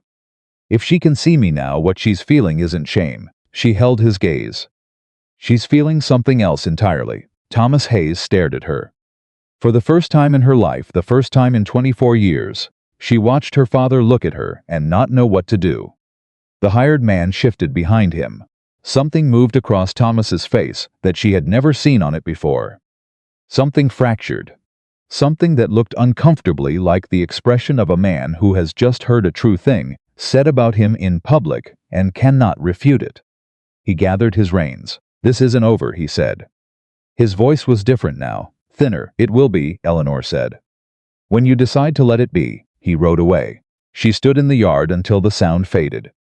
Then she turned around. William was in the doorway. Pete was behind him. Curtis was somewhere near the barn. All of them still, all of them watching her. She walked back to the porch. Her hands were shaking now. The adrenaline had to go somewhere. It always had to go somewhere, and she pressed them flat against her thighs as she walked. William stepped aside when she reached the door. She went inside. Went to the kitchen table, sat down, put both hands flat on the table surface, and breathed until the shaking stopped. William came in after a minute and sat across from her. He didn't say anything. "I told him about my mother," she said. "I heard. I've never said that to him before. In 24 years I've never said it." She looked at her hands. "I don't know if it was right. Did it need to be said?" She thought about it. "Yes," she said, "then it was right." She looked up at him. Her eyes were dry. She was not a crier, had not been since she was 12, and understood that tears in her father's house were an invitation for contempt, but there was something behind them that pressed. "I'm tired," she said, "not of here, not of any of this. Tired of the weight of him. Tired of carrying someone's claim on me around like a debt I was born into." William leaned forward. "You don't have to carry it anymore," he said. "I know," she said. "I know that intellectually. I'm working on knowing it the other way." "The other way takes longer." "Yes," he reached across the table. The same gesture she had made 12 days ago at the lamplit table. He put his hand over hers. She turned her hand and held on. Outside, the ranch went about its day. The cattle moved in the pasture. Pete was singing something under his breath. Curtis was working near the barn. The world continued in its ordinary way, indifferent to the extraordinary things that were happening to the people inside it. Eleanor Carter sat at her kitchen table, holding her husband's hand, and felt beneath the exhaustion, beneath the residue of her father's voice, beneath the long accumulation of a life spent fighting for her own existence, something that had no name yet but was growing. Something that felt, for the first time in 24 years, like it was entirely hers. The days after Thomas Hayes rode away the second time had a particular quality that Eleanor hadn't experienced before. Quiet. Real quiet. Not the held breath kind she'd grown up with, the quiet of a house waiting for something to go wrong, but the kind that meant nothing was coming. The kind you could actually rest inside. She didn't trust it immediately. That was honest. She had spent too many years in her father's house, learning that calm was not a destination, but a temporary condition between storms. She caught herself, several times in those first days, listening for something that wasn't there. Waiting for the sound of horses on the access trail. Reaching for the familiar weight of dread, and finding her hands empty. It was a strange thing, she told William one evening, to have to learn how to stop bracing. "How long does it take?" she asked. He thought about it the way he thought about everything, genuinely, not performatively. "Longer than you want it to," he said, "but it happens." She believed him. Not because she needed to, but because she had 11 weeks of evidence that when William Carter said something was true, it generally was. Edmund Hale wrote in mid-October to say that Harlan Griggs had withdrawn his petition. Eleanor read the letter twice. Then she set it on the table and went outside and stood in the cold air and breathed for a while. The relief was enormous and strange, not explosive, the way she'd imagined, but slow, like a door swinging open that you'd been leaning against for so long you'd forgotten your own weight. When she came back inside, William was at the table, having read the letter himself. "It's done," she said. "Griggs is done," he said carefully. She understood the distinction. Her father was a separate matter, and they both knew it. Thomas Hayes had not sent another letter, had not appeared again, had not made any legal moves since Hale's response had dismantled Griggs's petition. But Thomas Hayes did not simply stop, he reorganized. He waited. He was not a man who accepted outcomes he hadn't chosen. "I know," she said, "but this part is done." "Yes," William said. "This part is done." She went to the stove and poured 2 cups of coffee and brought them to the table and sat down. It was a thing she did now without thinking, the small domestic choreography of 2 people who had learned each other's rhythms. She poured. He moved the ledger to make room. She sat on her side of the table. He was on his, except that lately the table felt smaller. Not physically, it was the same table it had always been. But the distance between one end and the other had become more noticeable, more present, like a space that was aware of itself. She had been thinking about what she'd said 3 weeks ago at the lamp-lit table, about wanting to find out what they were. She had meant it when she said it, and she still meant it now. But meaning something and knowing how to move toward it were different skills, and the second one was harder for her than the first. William, for his part, had done nothing to push.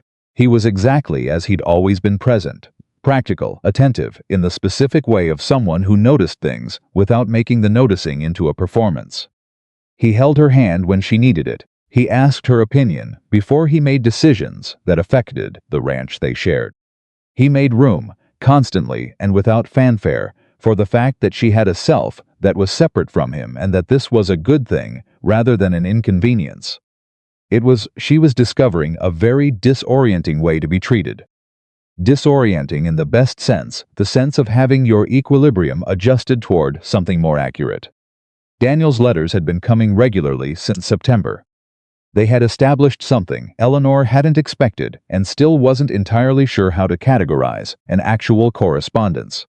Not the performance of sibling connection, not the dutiful exchange of news, but real letters with real content, where she said what she was actually thinking, and he did the same in return. Daniel had changed, or perhaps he'd always had the capacity for the person he was becoming and had simply needed sufficient distance from Thomas Hayes to access it. Either way, the man writing to her from San Francisco was not the brother who had left 3 years ago without looking back. He was someone who had looked back and hadn't liked what he'd seen of himself and had decided to become someone different. She respected that. She understood it from the inside. He asked about William in every letter, not in the probing, suspicious way their father would have asked. In the genuine, curious way of someone who understood that the answer mattered to his sister's life and therefore mattered to him. She described William accurately and without embellishment, which meant that her letters said things like, "He asked me what I wanted to do before we made the decision. And he moved his schedule around to make sure I could get to Billings when I needed to see Hale.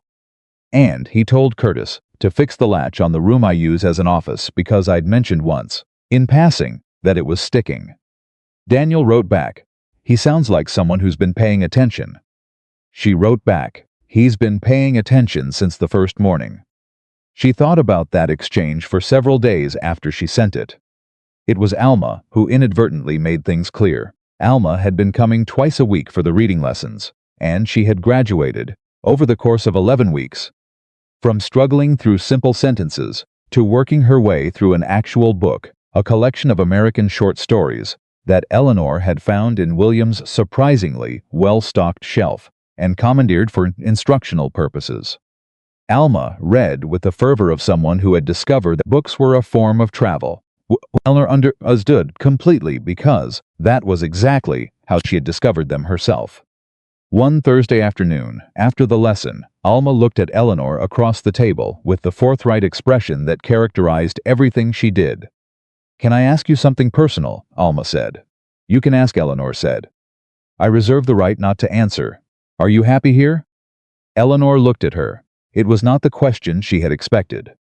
"Yes," she said, without hesitation, and then, because it was true and Alma deserved accurate information, more than I've ever been anywhere.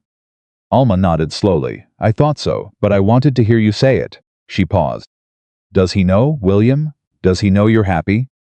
Eleanor opened her mouth to say something reasonable, and found she didn't have anything reasonable ready. "I assume he can tell," she said. Alma gave her the specific look of a 20-year-old who has arrived at a truth before the older person in the room, and is being kind enough not to say so too directly. "Mrs. Carter," she said, "I have watched you and William Carter operate in the same space for 2 months. And I've noticed that you are very good at showing him that you trust him and that you respect him and that you rely on his judgment. What I haven't seen you do is tell him that you're glad you're here. With him, specifically, she picked up, book Men Like William Carter Don't Assume. That's what makes them worth keeping." Eleanor stared at her. Alma stood up, tucked the book under her arm, and said, "Same time Tuesday." "Same time Tuesday," Eleanor said faintly. She sat at the table for a long time after Alma left. 20-year-olds, she thought, had no right to be that perceptive. It was structurally unfair, but Alma was not wrong. Eleanor had spent 11 weeks learning to let herself be known cautiously, incrementally, one piece at a time, making sure at each step that the ground was solid before she put her weight on it. She had told William things she had never told anyone. She had shown him parts of herself she had kept locked for years. She trusted him in every practical and emotional sense she could measure. But she had not told him the simple thing, the thing that didn't require architecture or analysis. The thing that Alma, with the blunt clarity of someone who hadn't yet learned to make everything complicated, had named directly. She was glad she was here. She was glad she was here with him. She found him late that afternoon near the eastern fence line, checking a section that Pete had flagged for refinors. He was working methodically, the way he did everything, moving down the line and testing each post with his hands before moving to the next. She walked out to him across the pasture. He heard her coming and turned. He had learned the sound of her footsteps. She'd noticed that some weeks ago, the way he turned before he should have been able to hear her, the way his body oriented toward her approach. She had filed that observation away, in the category of things she was still figuring out what to do with. "Alma talked to me today," she said. He waited. The late afternoon light was going gold around them, and the cattle moved in the far pasture, and somewhere a hawk was riding the thermals overhead. "She said I hadn't told you something I should have told you," Eleanor said. "What's that?" Not for courage, she had courage. For accuracy, she wanted to say it accurately. "I'm glad I'm here," she said. "I'm glad I rode up your access trail that morning. I'm glad you offered what you offered and that I said yes.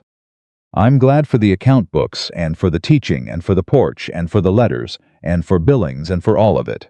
She held his gaze. "And I'm glad I'm here with you. Specifically, not in some abstract sense of being safe or being free, though both of those things matter enormously. But with you, I'm glad it was you." William looked at her. He had the stillness he always had, in important moments not frozen, but present, completely present, every part of him attending. "Eleanor," he said. "I know," she said. "I know we said we'd take it slowly and figure out what it was. I'm not asking you to do anything with this. Alma was right. You don't assume. You've never assumed. And I needed to tell you directly because you deserve a direct answer, and I've been slow in giving you one." He crossed the distance between them in 2 steps. He didn't reach for her. He stood close enough that the distance between them was a question rather than an assumption. "I love you," he said. Simple, undecorated. The statement of a man who had felt it for some time and had been waiting for the right moment with the same careful, unhurried patience he brought to everything. Eleanor felt it move through her like something she'd been holding against and had finally let go. "I know," she said. "Do you? I've known for a while.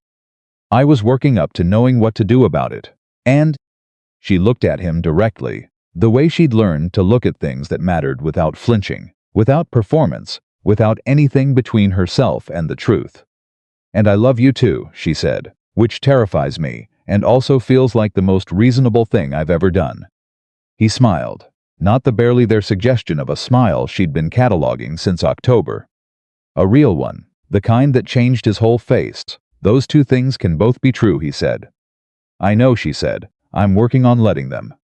He reached out and took her hand, and she held on, and they stood there in the late afternoon light with the cattle, and the hawk, and the honest weight of something that had taken 11 weeks to build. And was, she understood now, built to last.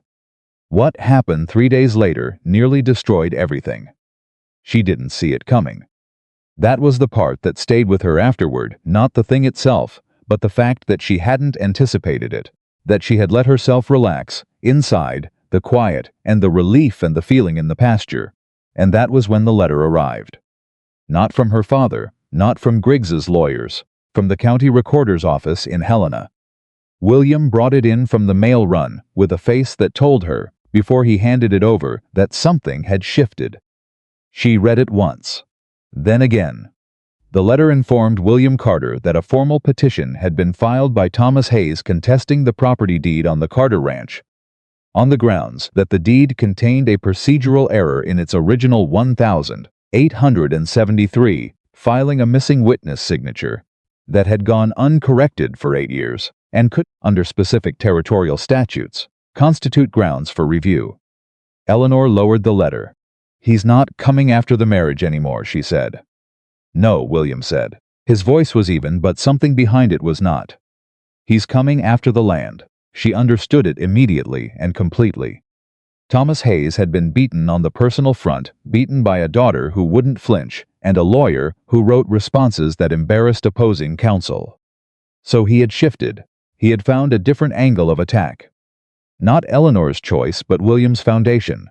Not the marriage, but the ranch. If he could take the ranch, he didn't need Eleanor to come home. He just needed to watch her husband lose everything. "Is the deed issue real?" she asked. William was quiet for a moment that lasted a breath too long. "The witness signature," he said at last. "There was a dispute in 1,873 about which of two men signed it. One of them died in 1,875. The other moved to Idaho. I had Hale look at it years ago when someone else tried to raise the same issue. He said it was solid, but territorial law changed in 1,878. The statute Hayes is citing is newer, and Hale is," he stopped. "Hale is what? Good, he's very good. But this is property law in a changing territory with statutes that were still being written when the deed was filed. There's a gap." He looked at her. "There's a real gap." Eleanor felt the ground shift under her. Not metaphorically, the actual physical sensation of something stable becoming unstable. She picked up the letter and read it again. Her father had done this methodically. He had found the one thing that wasn't about Eleanor, the one pressure point that was about William and the ground he stood on, and he had gone to work on it with the patience of a man who had been waiting for the right tool. She thought about Hale's letter from October, the withdrawn petition, the sense that this part was done. He had let them think it was done. That was the cruelest part. "Write to Hale tonight," she said. Already planning to, and write to the county recorder. "Acknowledge receipt, don't concede anything, I know." "And William," she waited until he looked at her directly. "This is not your problem alone, this is our ranch. I'm going to help you fight this." He held her gaze. "I know," he said, "but I need you to know if it comes to it. If it goes wrong. I made you a promise that you would always be free here. That promise doesn't depend on the deed." She stared at him. "What are you saying?" "I'm saying that whatever happens with this land, you have not traded your freedom for it. If your father gets this ranch." He stopped. Something moved through his face that was painful to see because he was usually so controlled. "You haven't traded anything. You leave with everything that's yours, and more than you came with." She understood what he was offering. He was telling her, before the outcome was known, that he was not Thomas Hayes. That he would not become the thing she had escaped. That even in loss, she would not be diminished. She crossed the room and put her hand against his jaw. "Listen to me," she said. He looked at her. "I am not going anywhere," she said. "Not if this goes wrong. Not if it goes right. I am not here because of the land or the legal protection or any practical calculation. I'm here because I chose to be here." She held his gaze. "You taught me that choice matters. Don't take it away from me now by trying to be noble." William closed his eyes for half a second. When he opened them, something had shifted. "All right," he said. "All right," she said. They wrote to Hale that night. Eleanor drafted the letter, and William added detail. She revised. He confirmed the facts. It was the first document they had ever written together from the beginning, and she noticed, as they worked side by side at the kitchen table, that they had almost no disagreements about wording. They had compatible minds. She had suspected this for some time. The evidence was now in writing. Hale responded within 6 days. The deed issue was real, he confirmed. The missing witness was a problem. But it was not unsolvable. There were 2 avenues. One procedural, requiring a petition to the territorial court for deed regularization, which would take several months, and one evidentiary, which required locating the surviving witness, the man who had moved to Idaho, and obtaining a sworn affidavit confirming the signature. The second option was faster, potentially much faster. But it required finding a man who had left Montana 8 years ago and might be anywhere in Idaho by now. Pete read the letter over Eleanor's shoulder. He had developed the habit of being nearby when important information arrived, which Eleanor had decided was more asset than intrusion, and said, without preamble, "I know someone in Boise." Eleanor turned to look at him. "Someone who tracks people," William said. "Someone who knows people," Pete said. "Different thing." Less dramatic, might be faster. William and Eleanor looked at each other. "Send the letter," Eleanor said. Pete sent it that afternoon.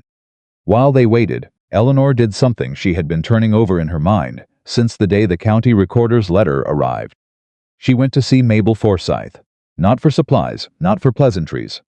She walked into Mabel's store on a Tuesday afternoon and said, without preamble, "I need advice from someone who's lived in this county for 30 years and knows how things work." Mabel looked at her over the counter with the assessing expression that had not changed since Eleanor's first day in Granger. "Shut the door," Mabel said. Eleanor shut it.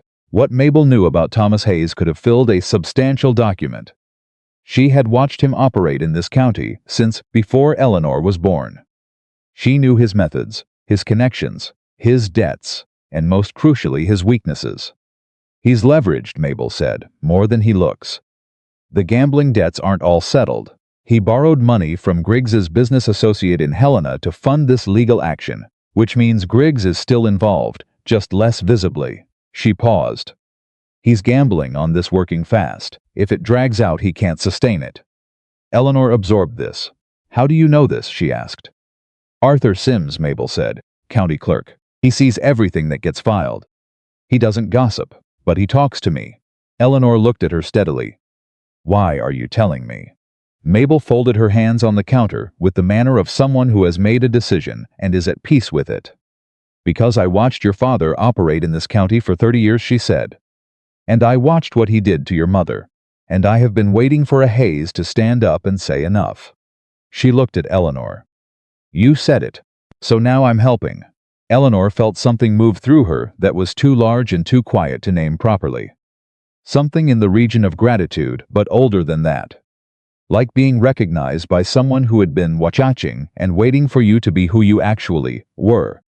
"Thank you, Mabel," she said. Mabel made a sound that was not quite a dismissal.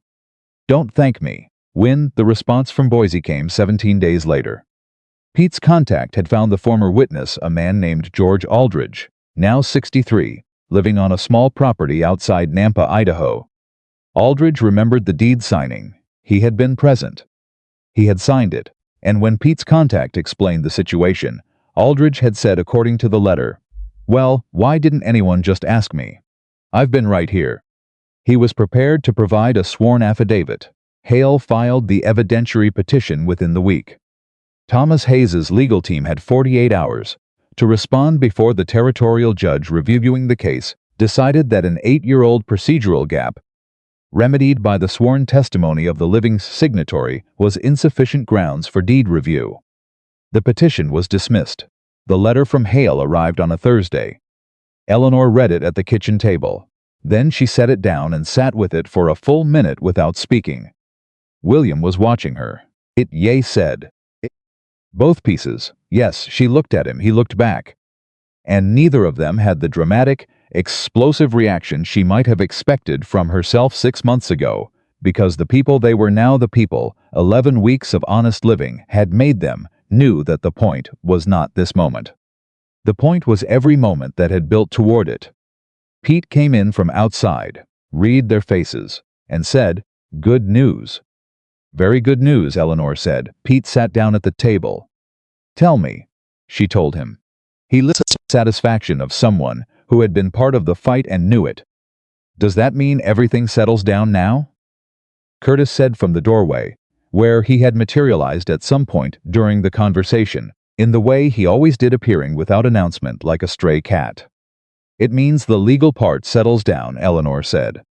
"My father is still my father, but the ranch is safe," Curtis said. "The ranch is safe," William said. Curtis exhaled. "Good. Because I was worried, and I'm better at the cattle work when I'm not worried." Eleanor looked at him. "How long have you been worried?" "Since the county recorder letter," Curtis said. "Pete wouldn't let me say anything because he said it wasn't helpful, but I was worried." Pete said, without looking up, "You being worried and saying so simultaneously is never helpful." "I contain multitudes," Curtis said, and went back outside. Eleanor laughed. She laughed the she had been laughing more often lately, fully, without calculating how it would land, without checking to see if it was appropriate. It came from somewhere real and went somewhere real, and that was all it needed to do. William was watching her laugh with the expression she had come to know best on his face, the particular combination of attention and warmth that was not performed for her benefit, but was simply what he looked like when he was happy. That evening, after Pete and Curtis had gone to the bunkhouse, after the ranch had settled into its nighttime quiet, Eleanor stood on the porch in the cold October air and looked at the sky. William came out and stood beside her. "What are you thinking?" he said. "That 6 months ago I was climbing out a window in the dark," she said. "And now I'm standing on a porch looking at stars. Big change. Every day was a choice," she said. "That's what I keep coming back to. Not one big decision, though there were those too. But every day, every morning I woke up and chose to stay. Every time I could have run from something difficult, and I stayed for it instead. Every time I was afraid of what I was feeling, and I felt it anyway." She paused. "That's how it happened, not all at once." William was quiet beside her. "That's how most things happen," he said. She turned to look at him. "Daniel is coming," she said. "He wrote last week. He's going to come through Montana in the spring. He wants to meet you." William looked at her. "How do you feel about that?" "Complicated," she said. "And also, I think I'm ready for complicated to stop meaning painful. I think it can just mean complex, real, worth having." She paused. "He's my brother. He made bad choices. He's trying to make better ones. I know what that looks like from the inside. You're going to give him a chance. I'm going to give him the opportunity to show me who he is now," she said. "What he does with it is up to him." William nodded. She leaned against him, a movement she had started making naturally and recently, the way you fall into habits that fit so well you stop noticing them. He put his arm around her and she let the weight of the evening and the cold and the enormous relief and the ordinary rightness where she was settle into her bones. "William," she said, "yes, thank you for not saving me." He was quiet for a moment. "What do you mean? You could have handled every part of this for me. The legal piece, the confrontations with my father. You had more resources, more experience. You could have put yourself between me and all of it and called it protection." She paused. "You didn't. You stood beside me. You let me do it." "It wasn't mine to do," he said. "I know," she said. "That's the point. You knew that, without being told, without needing to be reminded." She tilted her head to look at him. "Do you understand how rare that is? A man who doesn't try to carry a woman's battles for her even when he could." "It's just respect," he said. "Yes," she said, "it is. And it turns out respect is rarer and more valuable than almost anything else." He pressed his lips to her hair, briefly, the way people do when words have said enough, and they want to say the rest differently. She held on to the moment, not desperately, not with the fear of losing it, but with the simple, grounded pleasure of someone who has learned that good things can be held, without clinging to them. She was still learning that, still unlearning the old reflex to brace for loss. But she was learning it here, with him. Every day a new piece of evidence that the ground was solid, that the people beside her could be trusted, that she had made the right choice. That was enough. That was, she understood now, everything. Winter came to Montana the way it always did, without apology and without mercy, and Eleanor Carter met it the way she had been meeting everything since September, directly, with her feet under her and her eyes open. The first snow arrived in early November, and she stood on the porch and watched it coming down and felt something she hadn't expected to feel about weather, which was gratitude. She was grateful for the cold, because she had a warm house to come inside to. She was grateful for the work the snow created, because she had the strength to do it. She was grateful, in the specific and daily way she was learning to be grateful for things, that every single element of this life was something she had chosen. That distinction never got old. William had noticed it the way she touched things. The account books, the porch rail, the kitchen table. Small, unconscious contacts, like someone who still needed to confirm that what they were holding was real. He didn't mention it because he understood it, and understanding something didn't require naming it to the person experiencing it. He was, she had decided, the most emotionally intelligent man she had ever met. He would have found that description embarrassing, which was part of what made it accurate. They settled into winter together, the way the ranch settled into winter, pulling inward, conserving, finding the particular warmth that came from smaller spaces and longer evenings, and the necessity of being in each other's company without anywhere else to be. The reading lessons continued through November, moved entirely indoors. Curtis had progressed to the point where he was reading newspaper articles and arguing with Eleanor about their content, which she considered a complete success. Alma was working through her second book and had started quietly, helping one of the other women from Mabel's store learn her letters. Eleanor watched that happen, with a feeling she couldn't name for a week. Then she named it multiplication.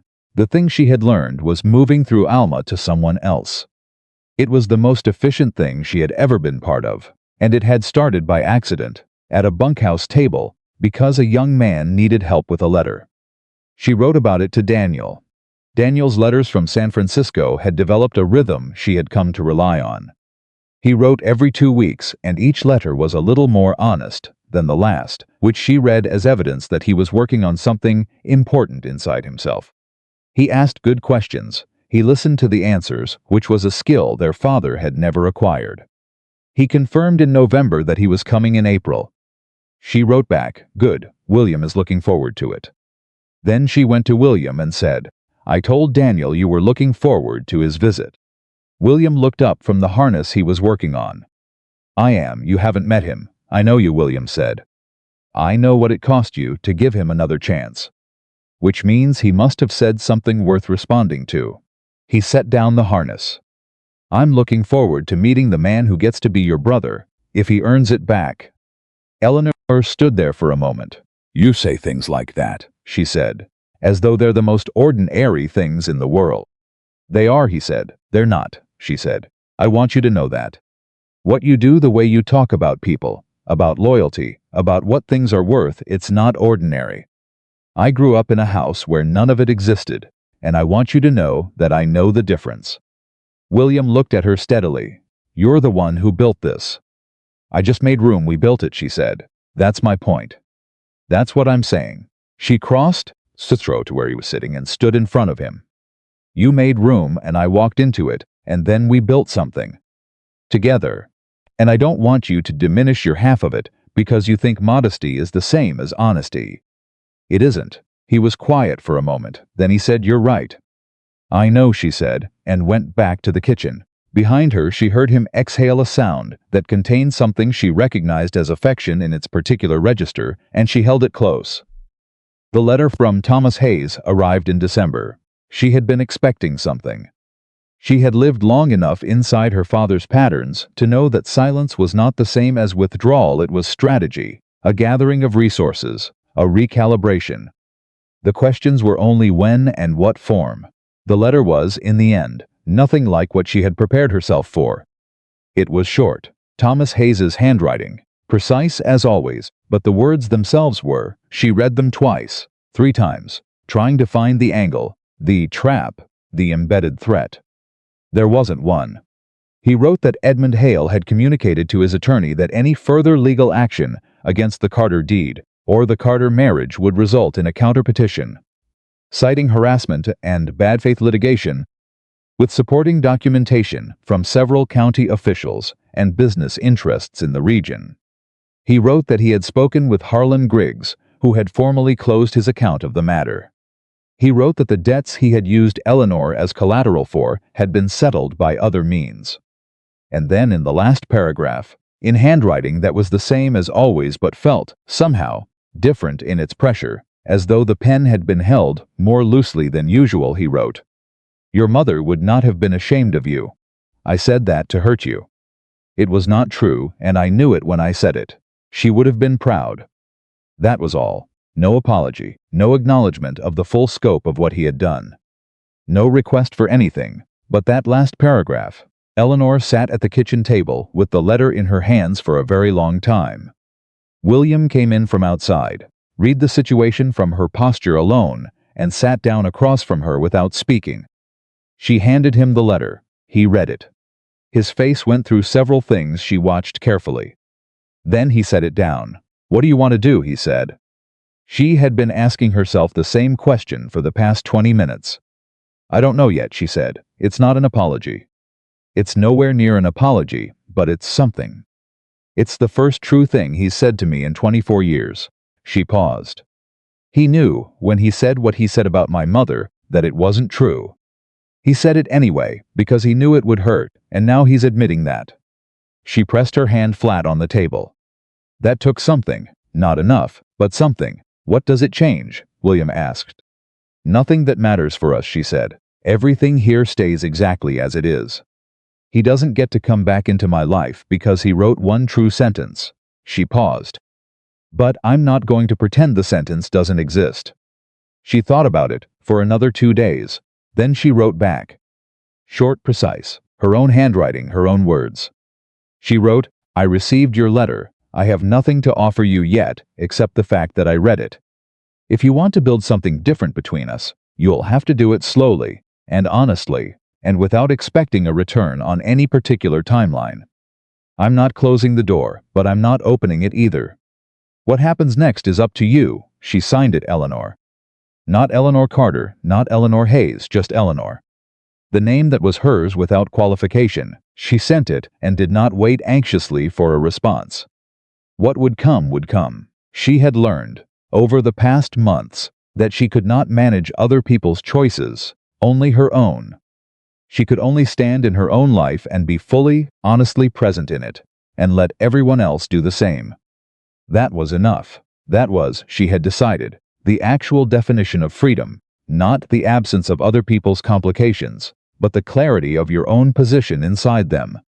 Spring arrived in March, announcing itself in the way Montana springs did, not gently, but with a kind of aggressive insistence, like something that had been waiting too long, and was done being patient. The snow retreated. The pasture came back green. Eleanor planted the kitchen garden. In a new configuration she had designed over the winter months, having spent the dark evenings reading a book on agricultural rotation she'd ordered from Helena through Mabel Forsythe's catalog system. Mabel had raised an eyebrow at the title. Planning to expand, Mabel had said. Planning to do what I'm already doing better, Eleanor had replied. Mabel had nodded approvingly. Same thing, really. It was, in fact, the same thing. That was what Eleanor had discovered about herself over the winter, that she didn't want to do different things. She wanted to do the things she had already started doing, with increasing skill and depth and intention. The accounts, the teaching, the garden, the management of a ranch that she had come to understand, from the inside out, as a living thing that required consistent, thoughtful attention. William had started consulting her on everything, not as a formality, not the performative asking of a man who has already decided and wants agreement. He asked because he had discovered, as Eleanor had discovered about him, that they were better together than they were separately. Not because either of them was insufficient alone, but because their minds worked in complementary ways that produced better results when applied to the same problem. She thought in systems. He thought in relationships between people, between pieces of land, between the current situation and the likely futures. When they looked at a problem together, they saw different things, and the combination was more complete than either view alone. Pete had named this. In the blunt way Pete named everything. "You two together make one very dangerous ranch manager," he told Eleanor one morning. "I mean that as a compliment." "I know you do," she said. "Good," he said, "because it's going to be a problem for anyone who underestimates this place." She told William what Pete had said that evening, and William had smiled the real smile that was still not common enough to be taken for granted and said, "Pete's not wrong." "He usually isn't," Eleanor said. "I've noticed that." "He just doesn't say it unless he's sure," William said. "So when he does, you listen." "I've been listening," she said. "To all of it. Since the beginning," she paused. "That's how I learned to trust this. This place, this life," she said. "You, everything here. I listened and I watched and the evidence accumulated, and I learned to trust it. That's not a fast process, but it's a solid one." William looked at her with the expression she had catalogued over months into certainty. It was love, plain and unadorned, the kind that didn't need amplification. "Evidence-based trust," he said. "The only kind worth having," she said. Daniel arrived on a Thursday in mid-April. He looked like their father around the jawline and like their mother in the eyes. And Eleanor, seeing him for the first time in 3 years, felt the complicated thing she had told William. She was working toward the thing where complicated didn't have to mean painful. She felt it now, standing in the yard watching her brother climb down from the hired wagon. And it was exactly as complex as she'd expected and exactly as manageable. He was thinner than she remembered. There were lines in his face that hadn't been there 3 years ago. He looked at her for a long moment without speaking. Then he said, "You look like yourself." "I am myself," she said. For the first time, something moved across his face. The grief of missing it, the relief that it had happened. "Both at once, I know," he said. "I'm sorry I wasn't here for the earlier part." "You're here now," she said. "Don't waste it apologizing." He exhaled. Then he nodded. Then she stepped forward, and they held each other not the way they had as children, but the way adults hold each other when they've been through something and are building from what's left. William shook his hand at the door. Daniel looked at William, with the particular assessment of a brother looking at the man who had been part of his sister's most important story, measuring something that couldn't be measured quickly. Then he said, "She tells me you let her run this place." "She runs this place," William said. "I just live here." Eleanor behind him said, "That's not entirely accurate." "It's accurate enough," William said. Daniel looked between them. Whatever calculation he had been running reached its conclusion. He nodded a small nod, "But good," he said, and walked inside. That evening, the 4 of them, Eleanor, William, Daniel, and Pete, who had been informally inducted into the category of family over the months, with no ceremony and no fuss, sat at the kitchen table after dinner. Curtis had gone to the bunkhouse. The lamp was lit. The conversation moved through things that mattered and things that didn't, the way good conversations do.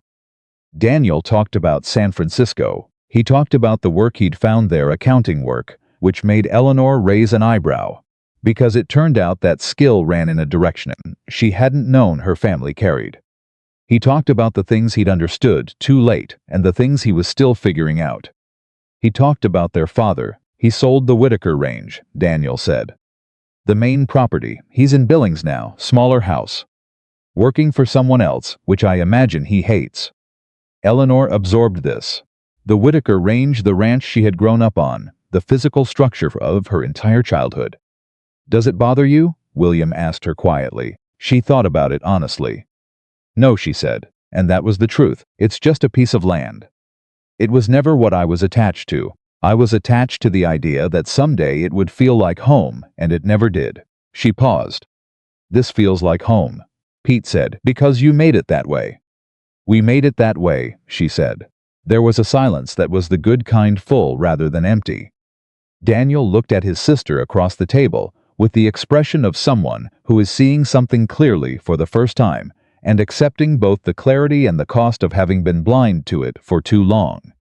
You're happy, he said, she said. Not just settled. Not just safe. Yes, she said, the real kind. The kind that doesn't need anyone's permission. He nodded slowly. I'm going to work on finding that, he said. I know, she said. You'll get there. How do you know? She looked at him. Because you came here. Because you wrote the letters. Because you're asking the right questions instead of defending the wrong answers. She paused. That's how it starts. I know because that's how mine started. Daniel looked at his hands, then at William, then back at Eleanor.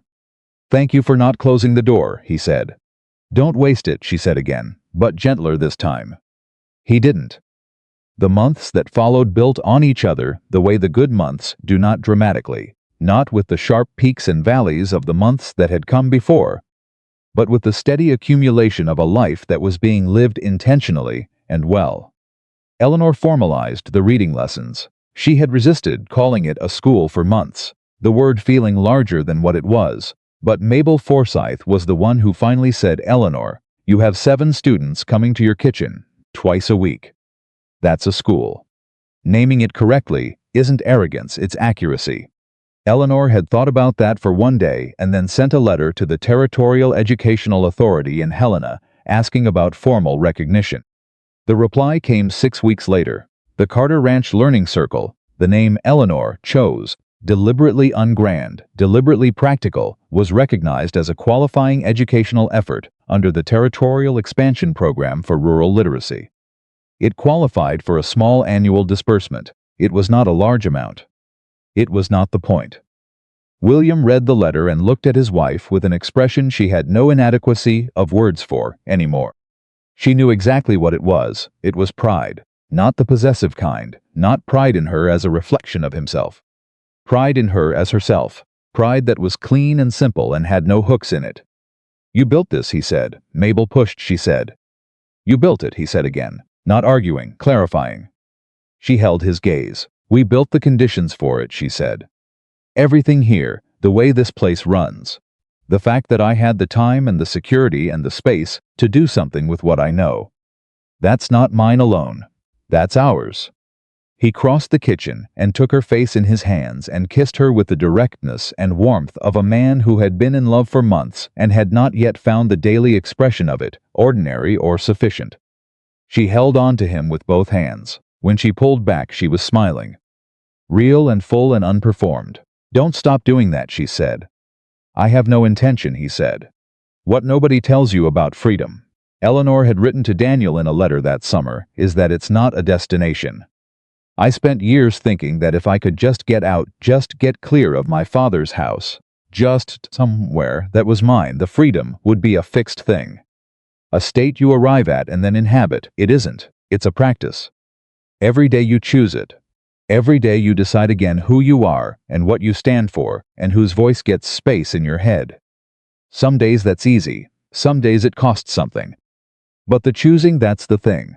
That's what nobody can take from you, as long as you keep doing it. I'm doing it every day. I'm getting better at it. I think you will too. She sent the letter and went back to the account books, which were now kept in a system so clean and precise that Edmund Hale had asked, during a visit to Granger in August, if she would be willing to consult for 2 other ranches in the county that were struggling with their finances. She had said yes before he finished the sentence. William, who had been present for the conversation, had said nothing at the time. Later at home, he said, You didn't ask me. She looked at him directly, feeling the first needle of concern. Then he said, Good. You shouldn't have to, she exhaled. You're going to give me a heart condition, she said. You're going to give me one first, he said. Every time you do something I didn't expect, which is most days. Is that a complaint? It's the opposite of a complaint, he said. She took on the consulting work. She was good at it, in the way she was good at everything she cared about, not because she had been born to it, but because she brought her whole attention and her genuine belief that problems had solutions. if you were willing to look at them honestly. Both ranches had stabilized their finances by the end of the year. One of them sent her a letter of thanks so effusive that Curtis read it aloud at the dinner table for the entertainment value. And Eleanor had told him to stop before she became unbearably pleased with herself. The second winter was different from the first, not easier, exactly. Montana winters were what they were, but different in the way that everything in the second year is different from the first, not the shock of the new, but the deepening of the familiar. She knew the sounds of the ranch in the cold. She knew how the accounts shifted in the winter months and how to plan for it. She knew Pete's songs and Curtis's silences and William's way of being still when he was thinking hard about something. She knew William. That was the biggest thing. Not the accumulation of facts. She had known facts about him within the first weeks. She knew him in the way you know someone when you have been honest with them, and they have been with you, and you have stood beside each other in difficult things, and discovered that the standing held. She knew, for instance, that he felt things more deeply than he showed, that the careful, measured exterior was not coldness but protection, a container for something large that he had learned, through loss, not to spill carelessly. She knew that he missed his sister Clara on certain days, with a grief that still had weight to it, and that on those days he was quieter than usual, and that the right response was not to fill the quiet but to be present in it. She knew that he had built this ranch himself, over 15 years, with the specific intentionality of someone who had decided that if he was going to have a place in the world, it would be one he had made honest. She knew these things, and they made her love him more. Not despite the complexity, but because of it.